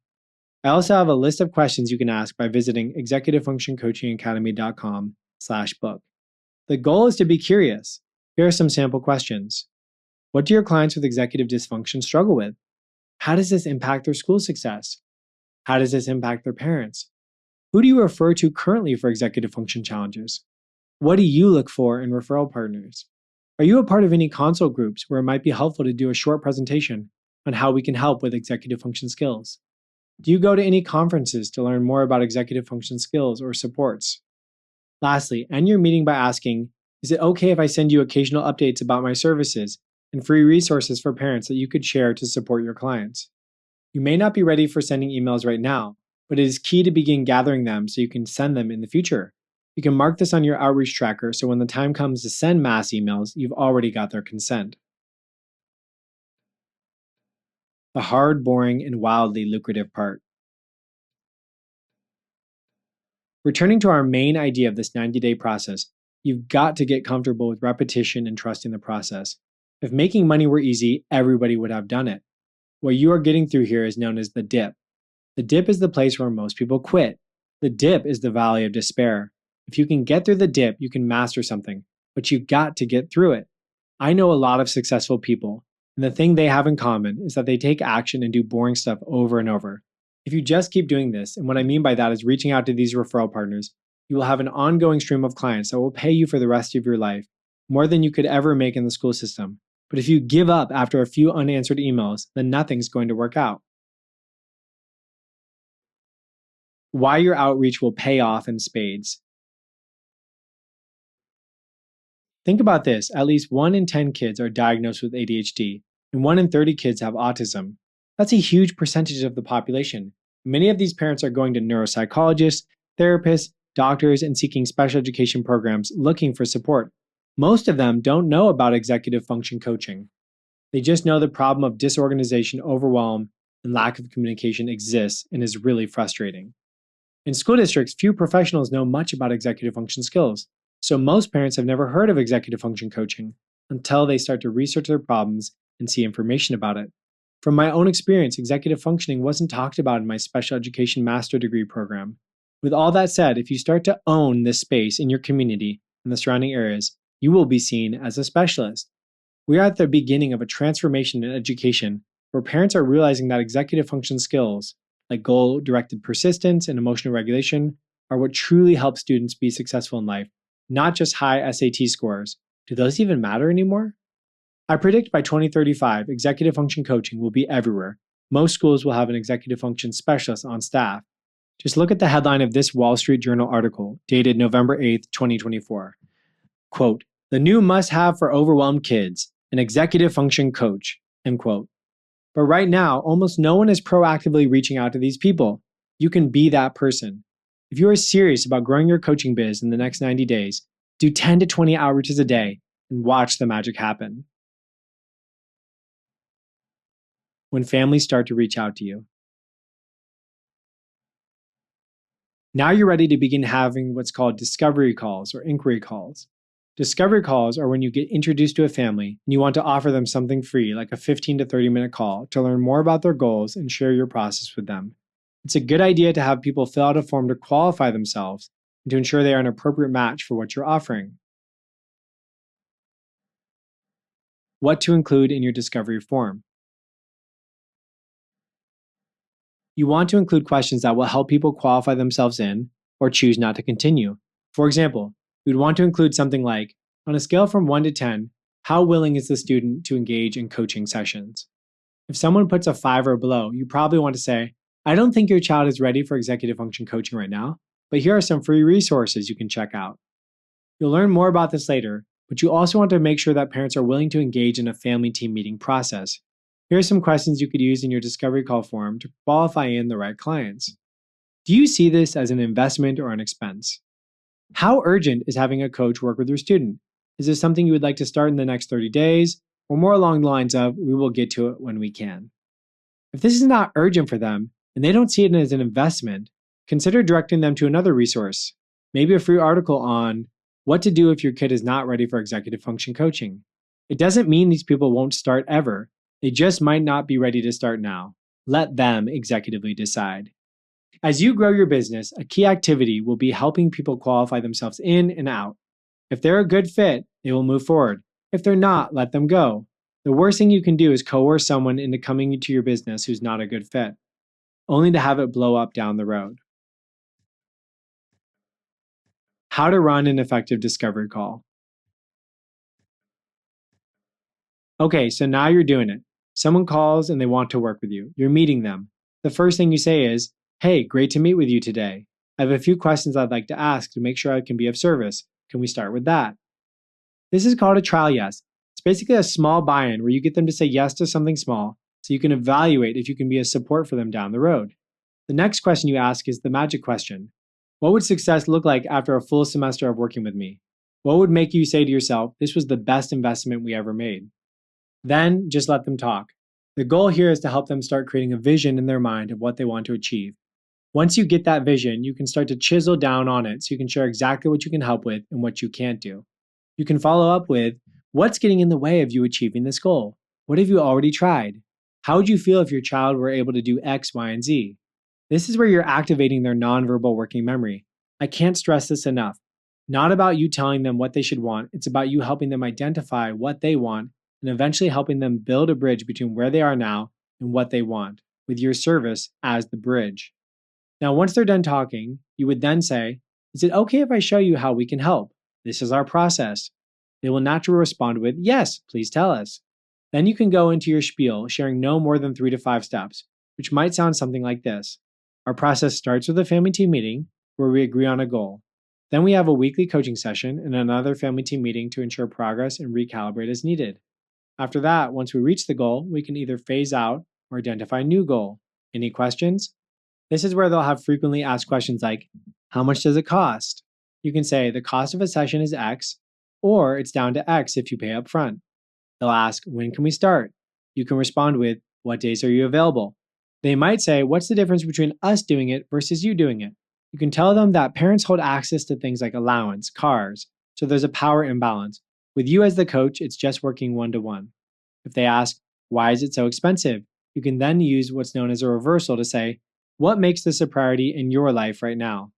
For a full list of potential questions you may get from interested parents and a step-by-step guide on how to run a discovery call, you can download my template here at executivefunctioncoachingacademy.com/book.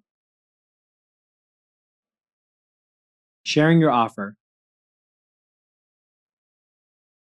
The next steps are for you to sign up the client with a payment link. There are lots of platforms you can use to have people fill out a form and fill out a payment link that accepts their credit card or bank account on file.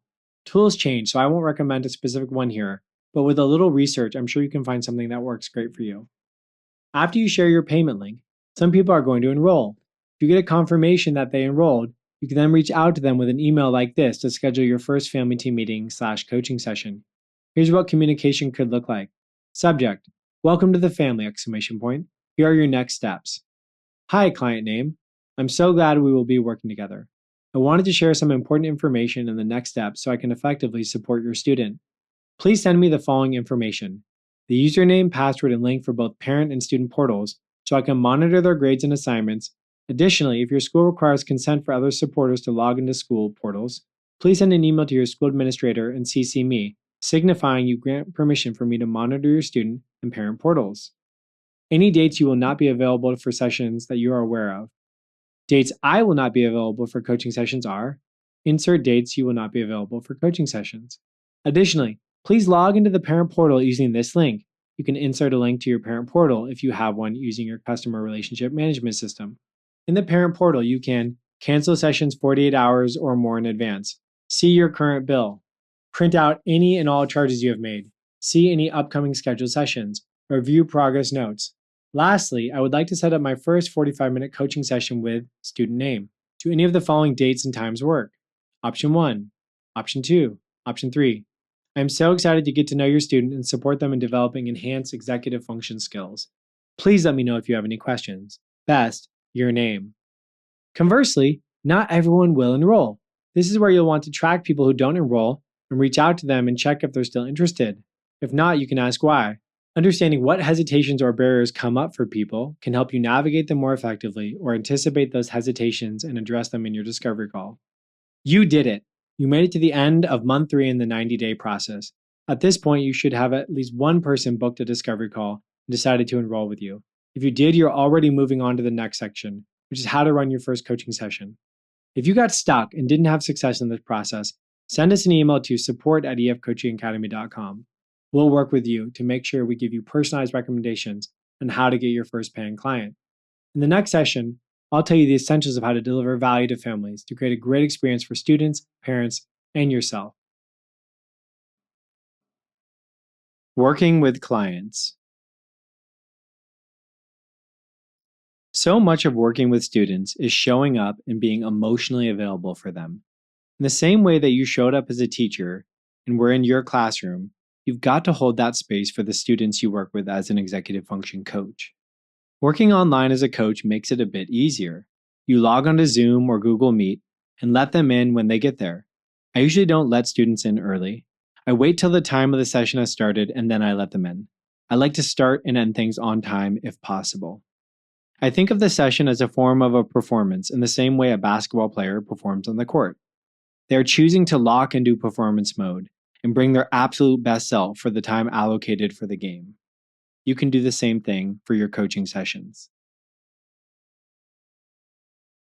How to be emotionally available for students.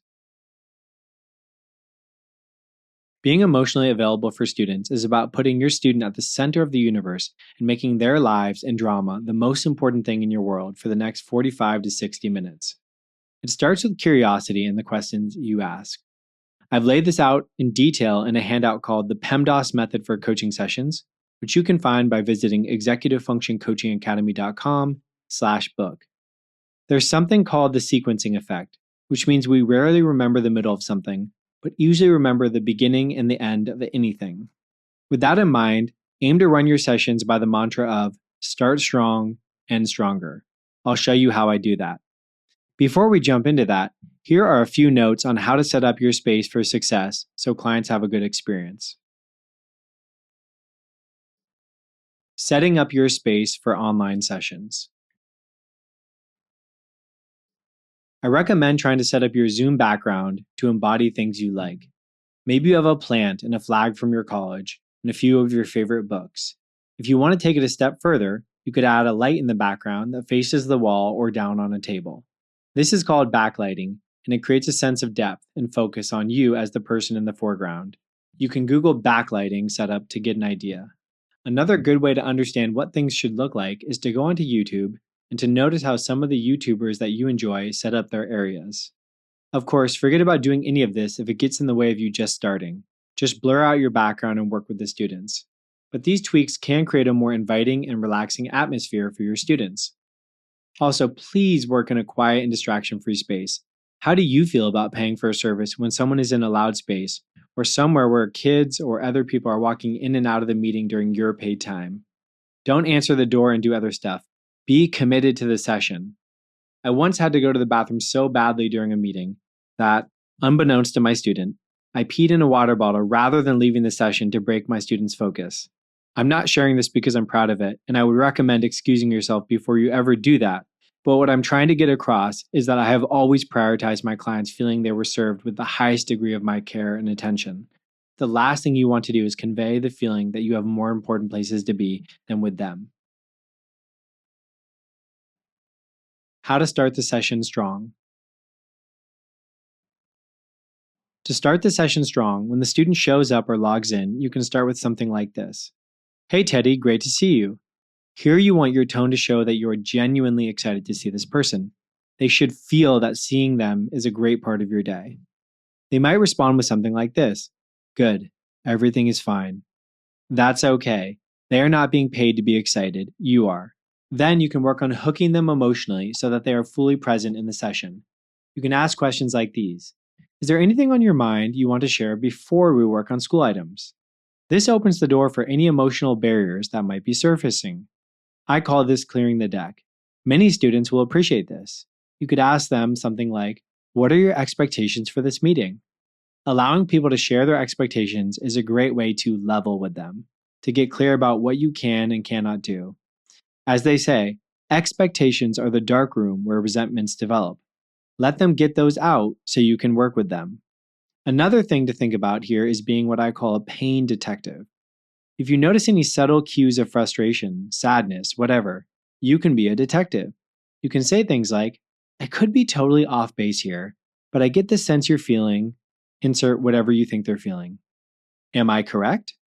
Calling in their feelings into the session so they can be acknowledged and moved past is important to do so they don't get stuck on something that emotionally blocks them from fully engaging in the work of coaching.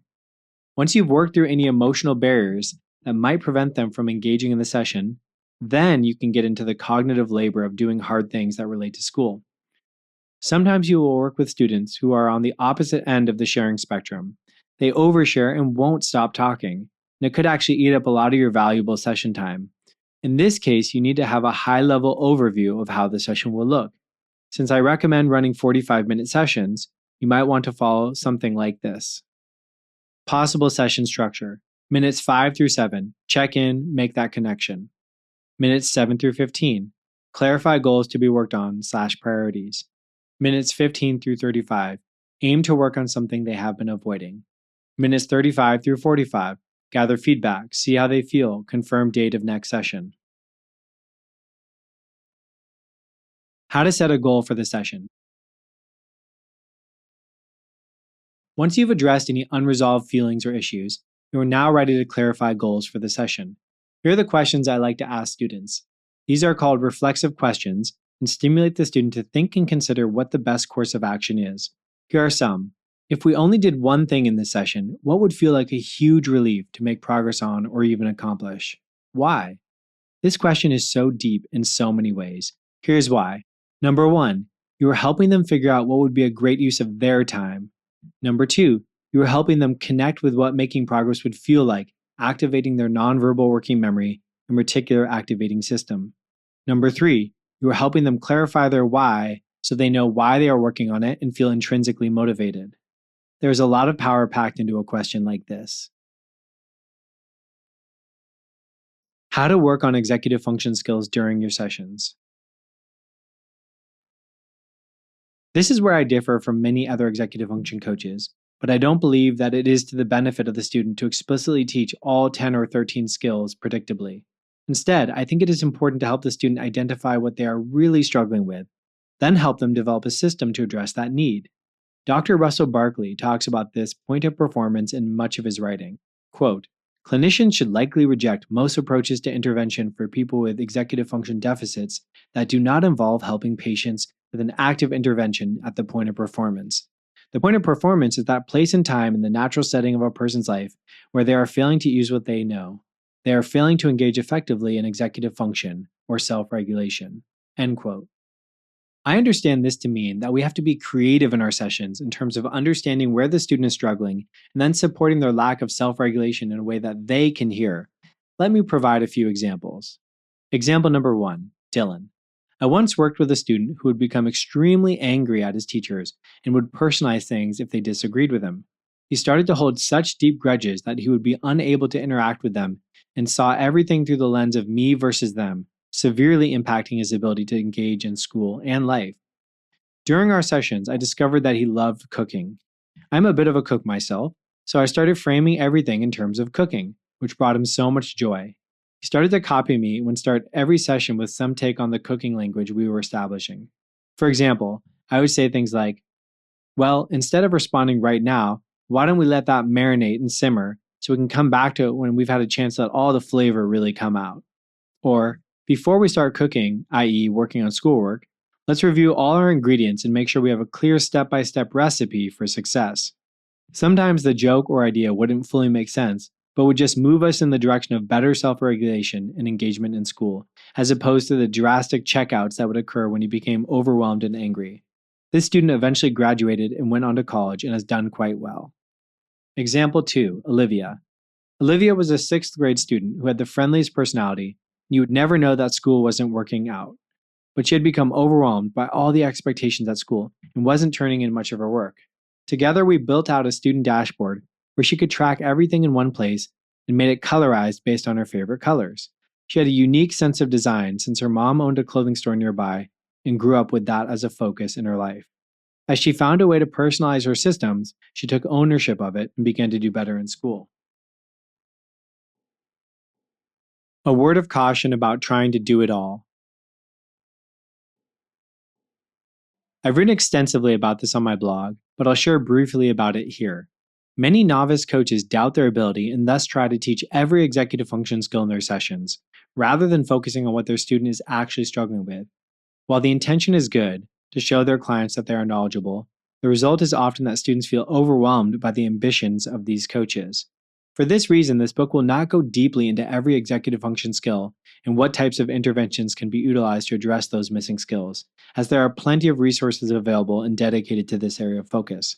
However, I don't think there is a single book out there that is attempting to support not only the coaching, but also the challenges of starting a business for new executive function coaches, which is why I decided to write this. What is the middle of sessions like? Once you set a clear destination for the sessions by identifying what is most pressing and double-checking that aim against the case goals, as well as what is showing up in their portals and emails, then you can guide them to start taking action that is aligned with the big picture vision for the coaching relationship. Once a student answers what they would like to focus on whatever assignment or project feels most pressing, that is great. You have a direction for the session. However, your job as an executive function coach is to run their plan through a few questions to make sure that what the student wants to work on is not actually a conscious or unconscious scheme to avoid doing the hard and essential work. Sometimes students don't know why they do things. They can be driven by forces that are beyond their conscious recognition, like any of us. Some questions you can ask yourself and the student, if appropriate, are: when we started working together in our first family team meeting, we agreed to focus on blank, whatever you agreed to in that first family team meeting, as the metric of success for our work together. How does this item align with that? Or, I noticed that in your portal that X, Y, or Z is also missing right now. With that knowledge, do you think still working on the item they chose to work on is more of a priority? The goal with these questions is to start to help the student think more globally, while also empowering them to make smart decisions that are aligned with their goals and vision. Sometimes you have to let them try and fail a bit for them to take your advice.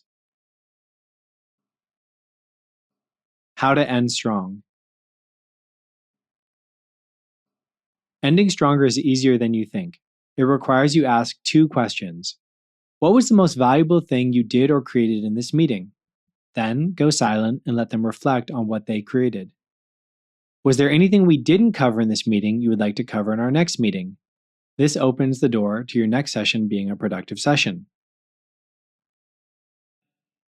A note on repetition. So much of coaching is repetition. You have to keep working on the same useful things over long periods of time. As one of my favorite quotes says, in order to reach the next level, you have to exchange novelty for nuance. You are not doing something new in each coaching session. Rather, you are helping students develop the executive skills of seeing where they want to go, helping them be realistic about where they are at, and making steady and incremental progress towards that vision while not falling off the cart. Am I actually helping my clients out? Does this even matter? This question comes up with many coaches. They start to doubt the value and impact of their sessions. This can be solved by asking at the beginning of the session, what could we do to make this session meaningful and valuable to you? And then at the end of the session asking, what was most meaningful and valuable about this session to you and why? Additionally, by having a clear discovery and onboarding process, you can reduce your need to wonder about whether or not the work you're doing is meaningful. Getting to the heart of any issue with any client. I like to use a framework to explore levels of pain so that you can get to the heart of any issue and then help someone identify what would be different.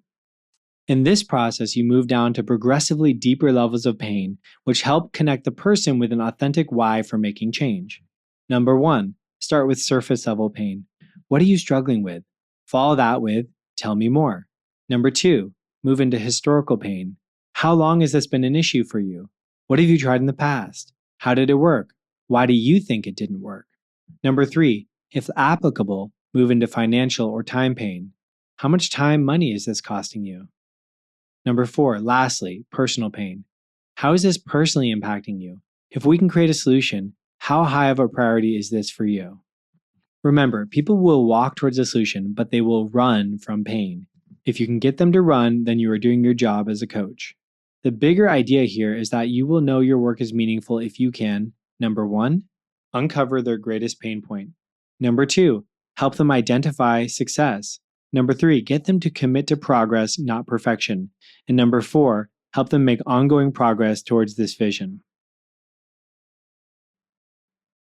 What to do when you feel like you haven't made enough progress with a client.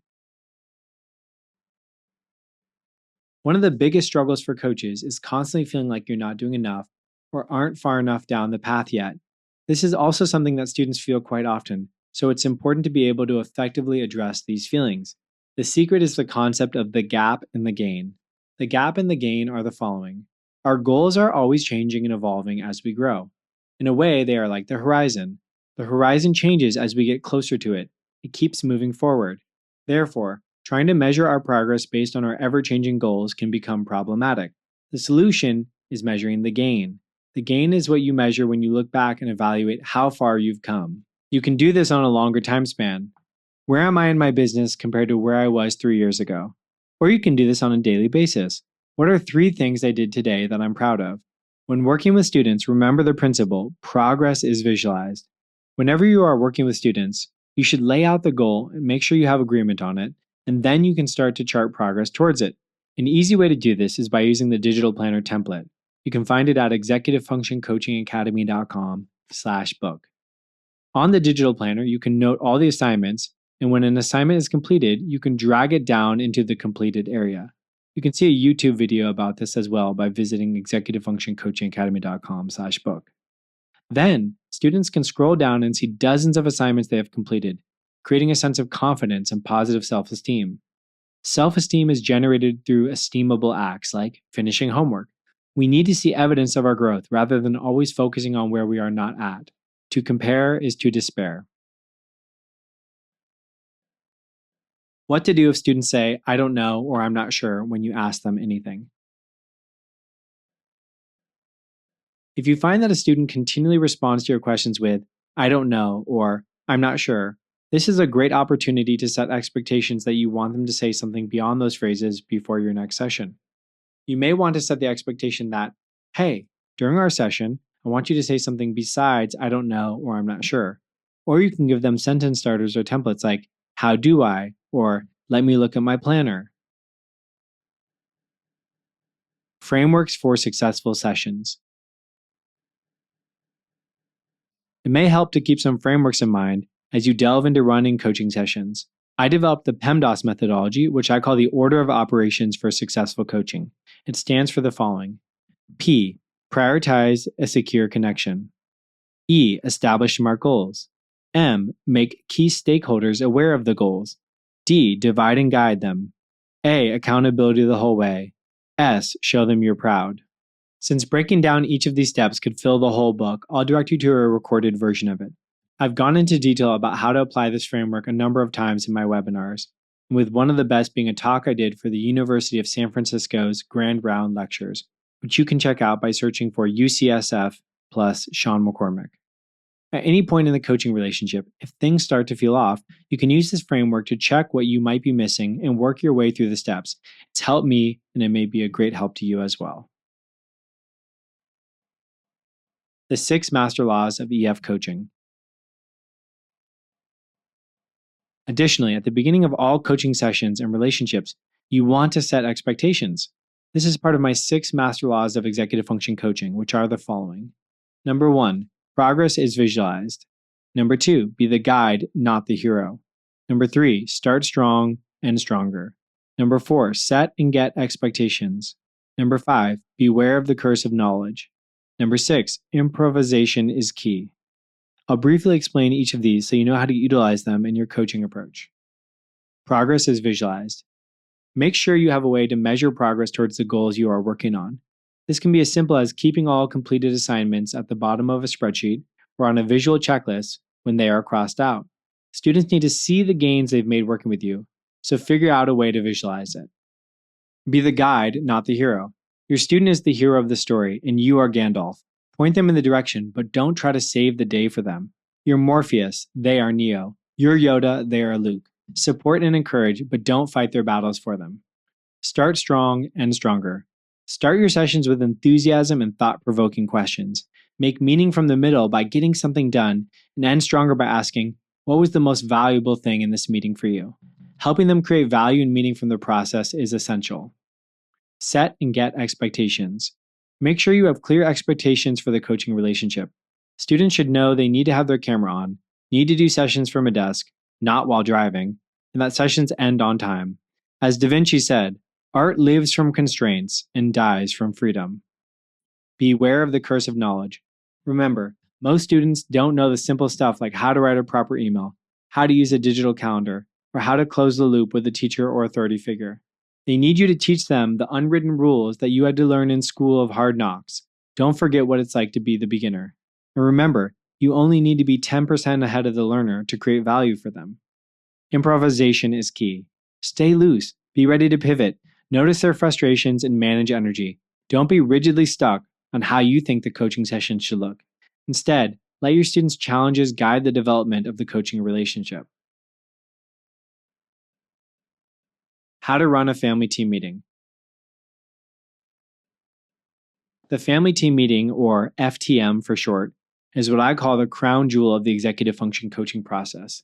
This allows family, students, and the coach to be on the same page and increase what's known as collective efficacy, which is one of the highest impact factors of all strategies identified by John Hattie in his book, Visible Learning. You'll want to do a family team meeting every 4th, 5th, or 6th session with new clients and reduce the frequency as the case stabilizes. My rule of thumb is that the more issues there are, the more family team meetings should take place.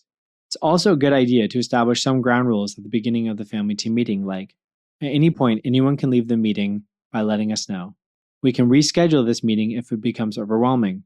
Our goal is to be respectful and kind and follow the structure. This meeting is very simple in theory. It's all about what went well, what didn't go so well, and who does what by when. Here you evaluate what's working, what's not working, and what tweaks you can make on the process. It's also a really good idea to call in the elephant in the room, or whatever issue has been brought up, and discuss it rather than avoiding it. Most of the time, parents try to splinter and avoid communicating directly with their child, and try to use you as a tool to communicate with their child. Your job is to not let them splinter communication and bring it all under the same roof of the meeting. What do you do when parents lose it?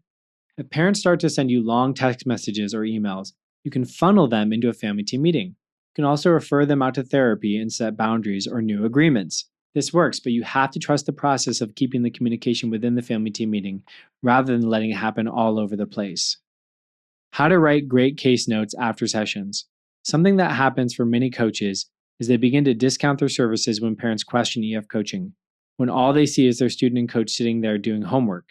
In reality, the truth that the skill needed by the student was probably sustained attention, and the coach is fostering this. Your experience and specialized knowledge allow you to adapt quickly and address issues you identify as you work with the student. It has become second nature to you, but it is important to share your after-session notes with what you did and why so that the parents can understand and help after the sessions. Remember, some of the most successful things, like executive function coaching, are just simple, boring, and effective.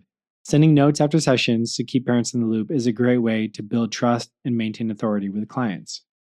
The bottom line: this was a real crash course in running coaching sessions and managing families, but hopefully it gets you going. Much of coaching is learned by doing rather than theory alone. There's so much stuff out there generated by AI that talks about teaching every executive function skill and using dozens of strategies, but realistically, you only need a handful of great strategies you can utilize across a range of situations. Remember, do less better. Now go. Get out there and help some kids. They need you. Scaling up. This chapter will explore the idea of hiring other coaches, but even if you don't want to do that, you can still use these ideas to remain zoned in on your zone of genius, or queen bee role, while learning to delegate, automate, or eliminate other stuff. The secret to scaling up is to notice when you are doing the same thing over and over, and then find ways to automate, delegate, or eliminate, instead of repeating the same thing over and over. A good rule of thumb: if you do it more than once, it should live somewhere else. My scaling up story. I went all in on creating a student coaching business in February of 2020, and by November of 2020, I had about 30 students on my caseload. By then, I realized that I could no longer trade my time for money. At that point, I started to find a way to hire others. I posted a job on Indeed and started interviewing people. I had no idea what I was doing, but I figured it out, and within 6 to 8 months, I had 3 to 4 other coaches on my team. I continued this process and worked with my mom, who has experience building businesses, and she helped me put standard operating procedures, or SOPs, in place for each part of the business. This is the secret to scaling. You need to create processes and directions for each part of the business so a stranger could walk in and take over a role using the systems you create. The best way to approach this is by continuously building playbooks. What are playbooks and how to build them? Playbooks are detailed guides on how to do any part of a specific position. I suggest thinking about playbooks by position and building them out from there. You can use the following framework to think about the sections of the playbook, which I learned from the book Buy Back Your Time by Dan Martell. Number 1, courses. Number 2, camera. Number 3, cadence. Number 4, checklist. For courses, you break down how to do things. For camera, you make videos showing how to do things. I use Loom for this because you can screen record, then it easily shares a link you can copy and paste into the document.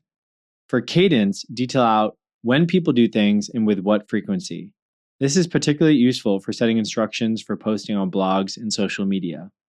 For checklists, you break things down into step-by-step instructions. As you build out these playbooks, you will have clear directions you can hand to someone so they can take over a role. Then you want the person you give the job to start managing and developing the playbook. Eventually, they should take it on and carry on the playbook. So your first job is to create a playbook for the specialist position around how you do things for your company. Anytime a new hire has a question, you put it in the playbook. Eventually, your entire approach and position for each role is put into the playbook. Currently, I'm building a playbook for every role I play, including the CEO of EF Specialists in the Executive Function Coaching Academy. The scaling habits. As I write this, I am thinking that it will be best to think of scaling up as a set of habits you do that help remove you from the day-to-day operations and become an owner of your business. By owner, I mean a head figure that runs the business rather than a practicing coach. Some owners choose to retain a few clients and keep their skills sharp, or completely focus on developing the business as a whole. This may not be relevant if you decide to remain as a solo practitioner, but if you want to build a multi-person practice where you are leading the organization rather than coaching students, this will be helpful. However, I think this information can still be helpful to you if you want to start learning to think in systems rather than repeating things over and over. Here's my first pass at what those habits are. Constantly update playbooks. Always document what you are doing and how you are doing it, and put it into a playbook so someone else can use it to replicate what you do. Always be recruiting. Ask people, who's the most talented person you know? Seek to attract people to your business and take on roles. Don't be the bottleneck. Encourage people to make decisions. Build a hierarchy tree. Let people know that they can go to the person above them in the hierarchy tree to get their problem solved. If you're struggling with leading, check out the podcast, The Look and Sound of Leadership. They have a searchable library which is excellent for things like managing difficult people.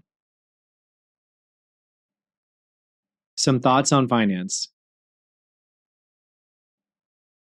I was avoidant at looking at financials for a long time, but ultimately financials help you make decisions. Here's a summary of what you need to know and how to use it. Gross profit. How much total money your business is making. Net profit. How much money your business makes after paying expenses and payroll. Profit margin. The percent that net profits is of the total gross profit. Expenses. All the things you pay for to run the business. For example, website host, customer relationship management software, cost of goods and services, contractor pay, paying coaches, etc. Your job as the founder and owner is to make sure that you have a net profit at the end of the day. This means you can't let expenses be greater than your profit. Otherwise, you are losing money. A good way to measure this is by profit margin. For example, if your business is making $100,000 a year and your expenses are $80,000 in that same year, you end up with $20,000 of profit. Therefore, your profit margin is 20%. The formula for profit margin is gross profit minus net profit divided by 100. You have to continually think about ways to make your business lean and profitable. Here are some things I've learned about myself and new executive function coaches. We tend to be overly generous and pay our contractors too much and then have to pull back later. Instead, start a little lower and work your way up with pay. A good rule of thumb is to pay coaches 1/3 the amount you are charging clients. You'll be saving the other 2/3 for taxes, expenses, and a small profit for yourself. Don't skimp on paying for automated systems that save time and thus money. Having a good customer relationship management system that can be used to auto bill, keep client notes, send out notes and invoices, and more is less expensive than paying people to manually do those things. Don't take anything personal. Man, this is a hard one. As you transition to a leader/owner position, people may end up really angry at things you do. Ultimately, you want people in your organization who are reasonable, and you want to listen to what they have to say, but you have to follow your own true north when making decisions. So lay out your instructions clearly, in writing, and set clear consequences.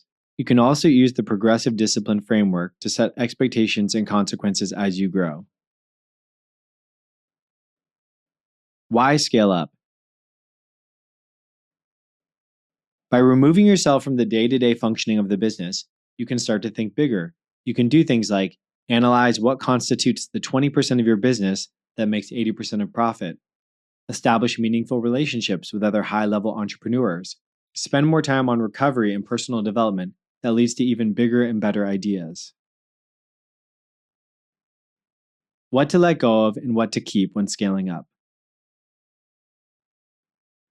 There is a principle called the Pareto principle that says that 80% of results come from 20% of activities. This rule can be transposed to different aspects of a business, so it also indicates that 80% of your issues come from 20% of your customers, 80% of your income comes from 20% of your customers, and so on. With this in mind, continuously clarifying and determining the 20% of activities and customers that creates 80% of your income is an important activity. This is called capacity building. It prepares you to grow in new ways that aren't possible if you just fill up every minute of your schedule and pack things to the brim. Passive income. Many coaches come to me and say, I want passive income. I prefer to think of income as a spectrum from passive to active. While investing your money into stocks and watching it grow over the years is almost completely passive, it's pretty hard to make that leap. Therefore, it will help you to think of ways to leverage your expertise for money rather than your time. A note on leverage. Leverage is a really important word. Thinking about leverage will help you grow wealthier. What is leverage? Leverage is your ability to exert a large amount of influence with not a ton of action or time. Leverage is connected to decision making, especially when your decision making impacts the behavior of a larger group of people or a system. For example, if you are overseeing a team of 10 executive function coaches who each bill out 5 sessions a week at $150 a session, your business is grossly profiting $7,500 a week. Now let's say you raise your rates to $200 a session. Now your business is grossly profiting $10,000 a week. Stretched across 52 weeks, you end up making $520,000 instead of $390,000. That's a big difference. Therefore, if you scale up, your goal is to put yourself in a position where your judgment, not your time, can create the most opportunities for you. How to consistently level up. The best way to consistently grow into new roles of higher leverage is to become self-aware of the things that you enjoy doing and that pay you well, and spend more time doing those things. My approach to this is through what I call the daily audit. A little story about this. When new recruits join the most distinguished branch of the Air Force, they don't even know how to fly a plane, at least most of them. But within 6 months, the Air Force is able to transform these guys and gals into world-class pilots. How? The daily audit. Here's what they do. Each day, the pilots are expected to review everything they did that day and ask themselves what went well, what didn't go so well, and what they can do better the next day. These small tweaks start to compound, and their skill sets quickly develop. This also relates to the idea of deliberate practice. Deliberate practice is when you focus on the small incremental skills rather than the big picture to make massive gains. For example, a musician who's struggling with a guitar piece doesn't replay the entire song over and over. They focus on the specific notes and chord changes that will up-level their performance. So too can you do this through the daily audit process. This is a behavior shared by the top performers in the world. If you watch the movie Free Solo about the guy Alex Honnold, who scaled Half Dome with no ropes, each night after scaling the mountain, he would journal about all the decisions he made as he climbed up the mountain. This self-reflective process can do wonders for noticing patterns in terms of things you do well and things you need to tweak so you can make constant improvements to your process. Here's how I do this as an executive function coach and business owner. Each day throughout the day, or at the end of the day, though ideally throughout the day because it is easy to start forgetting what you did, I write down everything I do in approximately 15-minute blocks. I do this in a journal. Then at the end of the day, I mark each item with a plus, meaning it gave me energy, or a minus, meaning it drew down on my energy. I then highlight anything I marked with a minus in the red color.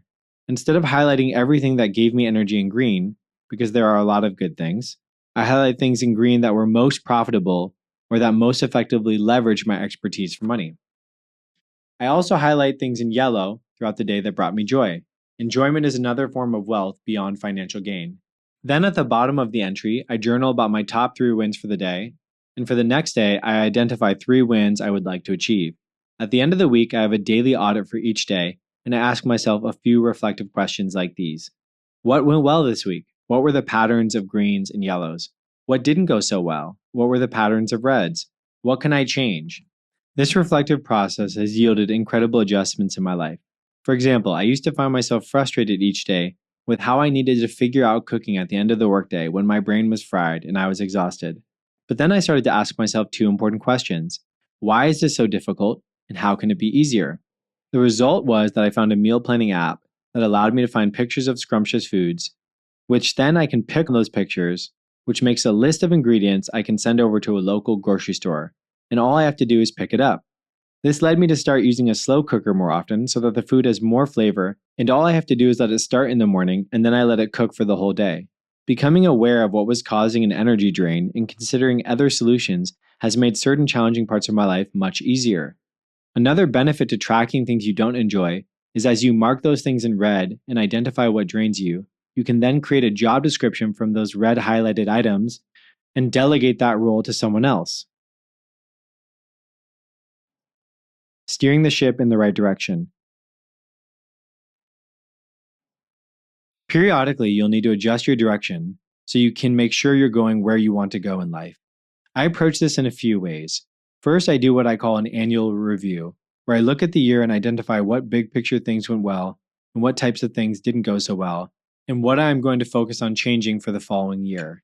Thinking on this scale has been incredibly powerful. This is a process of self-reflection, but also strengthens your metacognitive abilities to think about your thinking.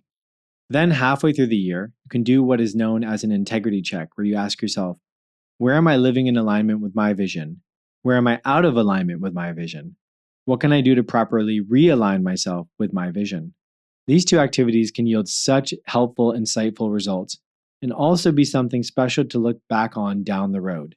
If you do this for a few years in a row, you'll be amazed at how quickly you can reorientate your life around the things that bring you joy and purpose. You can also build a smaller version of this into your life each week and each quarter. The bottom line.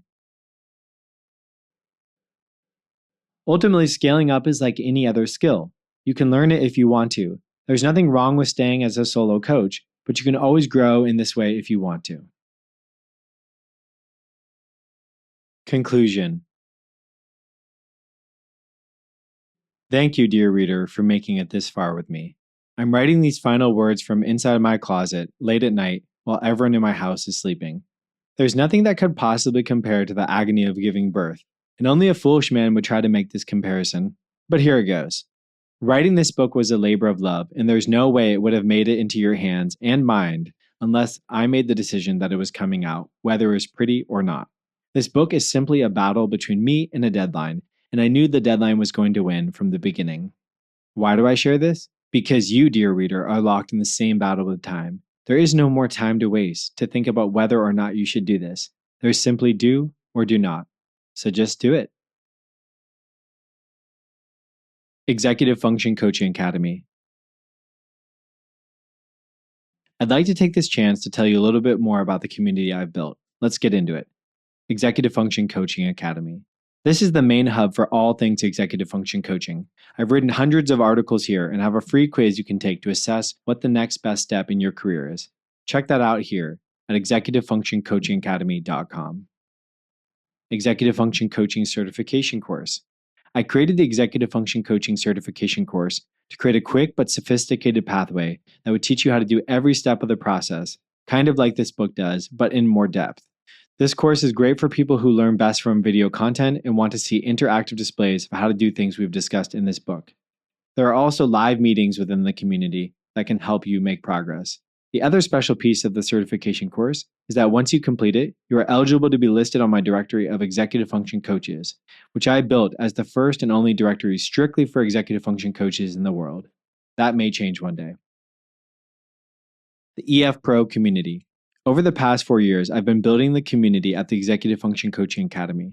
This is a community of dedicated coaches who support each other to grow their businesses, learn better coaching techniques, and hang out with me on a weekly basis. We support each other through messaging, accountability sessions, live Q&As, and one-to-one messaging. My intention behind this community is to make it the quickest and most useful pathway to develop as an executive function coach. You can check it out by visiting executivefunctioncoachingacademy.com. YouTube. I spend a lot of time building out my YouTube channel and trying to put out as much free, helpful content on there as possible. There's also a bunch of different playlists on different topics like business, coaching technique and theory, marketing, and much more. Go there and check it out. You can find that link here at youtube.com/executive function. Earn more tutoring. When I first planned on leaving the classroom, I started a podcast called Earn More Tutoring. I wanted to learn from other educators how they started their successful coaching and tutoring practices. So I did about 60 episodes where I interviewed people on different topics related to building an education brand. I've met so many interesting people and had so many amazing episodes. And if you really want to deep dive into how I got all this started, check out www.earnmoretutoring.com. Appendix, Executive Function Coaching Package Example. This is an example coaching package you can use to offer to families and students when you start to roll your business out. Here it is. 12-session one-to-one coaching program for students. Hi there. If you're here, it likely means you're a parent or student looking for meaningful customized support with executive function challenges, and that you've been following my work or were referred by someone who trusts what I do. You won't find a big sales pitch here. Instead, I'll briefly share why I'm offering this, what's included in the 12-session package, what outcomes to expect, how to move forward. Why I'm offering this. Over the years, I've seen how executive function challenges like procrastination, missing assignments, poor organization, and emotional dysregulation can chip away at a student's confidence and make school feel overwhelming. I created this package because I believe every student deserves one-to-one support from someone who understands how the brain works, how habits are formed, and how to build momentum step by step. I love this work. I love getting texts like, I turned it in, or I actually studied this time. But more importantly, I love seeing students become more independent, more confident, and more in control of their lives. What's included in the 12-session package? A non-refundable fee of $250 covering the creation of a plan of support, up to 1 hour of review of any assessment documents, and consultation with any other providers your student works with. 12 private coaching sessions, 45 to 50 minutes each, scheduled weekly or bi-weekly. Progress tracking tools and personalized coaching plans to meet academic and personalized goals. Weekly feedback to parents as appropriate so everyone stays aligned. Ongoing support between sessions via email for a text or quick check-in or reminders. Optional, a kickoff call with students and parents to set shared goals and expectations. Investment, $1,500 plus a $250 registration fee for a total of $1,750. Payment plans available. Sessions must be used within 6 months of starting. A little note for audiobook listeners. You can change the pricing of this package, that's totally fine. I would probably also include 3 family team meetings as part of the coaching package, so 9 private coaching sessions plus 3 family team meetings to make sure the family's aligned and you're getting feedback throughout the process. What you can expect. By the end of our work together, if your student engages in coaching through the weekly coaching sessions and you engage as parents through the family team meeting process, it is likely your student will feel more in control of their time and tasks, have concrete tools to manage procrastination and overwhelm, build confidence through small wins that add up, learn strategies that can apply in school and in life. Every session is customized to your student's needs, energy level, and goals. Please note, EF coaching is not an overnight fix and requires an investment of everyone's time and energy. To this end, we will need to hold a discovery session with both you and your student to ensure it is a right fit. Ready to start? This sounds like what your family's been looking for. Send me a message at insert your email or phone number, or book a quick call here, insert a booking link. I'll answer your questions, we'll make sure it's a good fit together, and we'll get you started if it does feel like a good fit. Let's make the next 12 sessions a turning point. Frequently asked questions. Do you offer payment plans? Yes, you can pay in full or break it into 2 or 3 installments. What if my student misses a session? We ask for 24-hour notice to reschedule. Sessions must be used within 6 months. Is this therapy? No, this is executive function coaching, focused on practical strategies and accountability to help students manage school and life more effectively. What do sessions look like? Check out this video to learn more about what an EF coaching session looks like. You can find the link for this at executivefunctioncoachingacademy.com/book. How long are the coaching sessions? Sessions are 45 minutes, and each session includes 15 minutes of meeting prep, weekly parent consult, or progress updates to keep you informed of your student's progress via phone, email, or text, according to your preference. As you refine your offer, you may include new FAQs so that you are prepared to answer questions. This is like a script you can stick to. Thank you. First, all praise and glory to God, the creator of the universe and designer of all things good in it. Thank you for blessing me with the opportunity and possibility to be of service to others and helping me overcome the fear and hesitation of putting something of this magnitude out. It took me a long time, but as soon as I turned it over to you, it got done. You're the best. To my incredible wife, Kiana, your love is everything. We created a beautiful family together, and the journey through life with you has been a dream come true. You're the best partner I could have ever hoped for. Aliana and Selah, I love you girls with all my heart.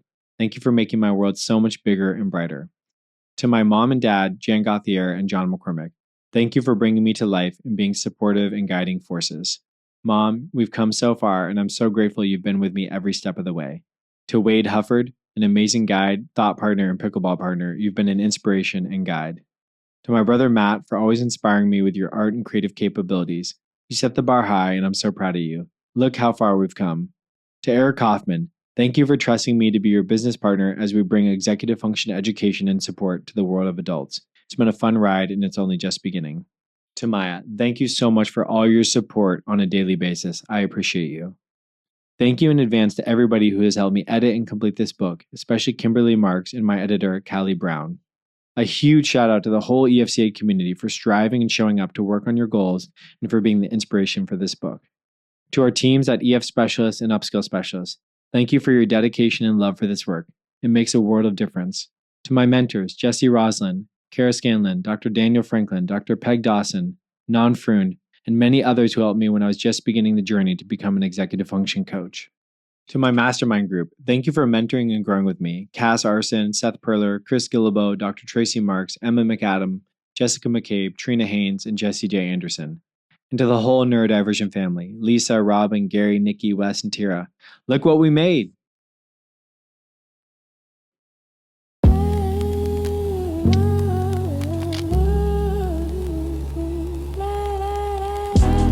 The end.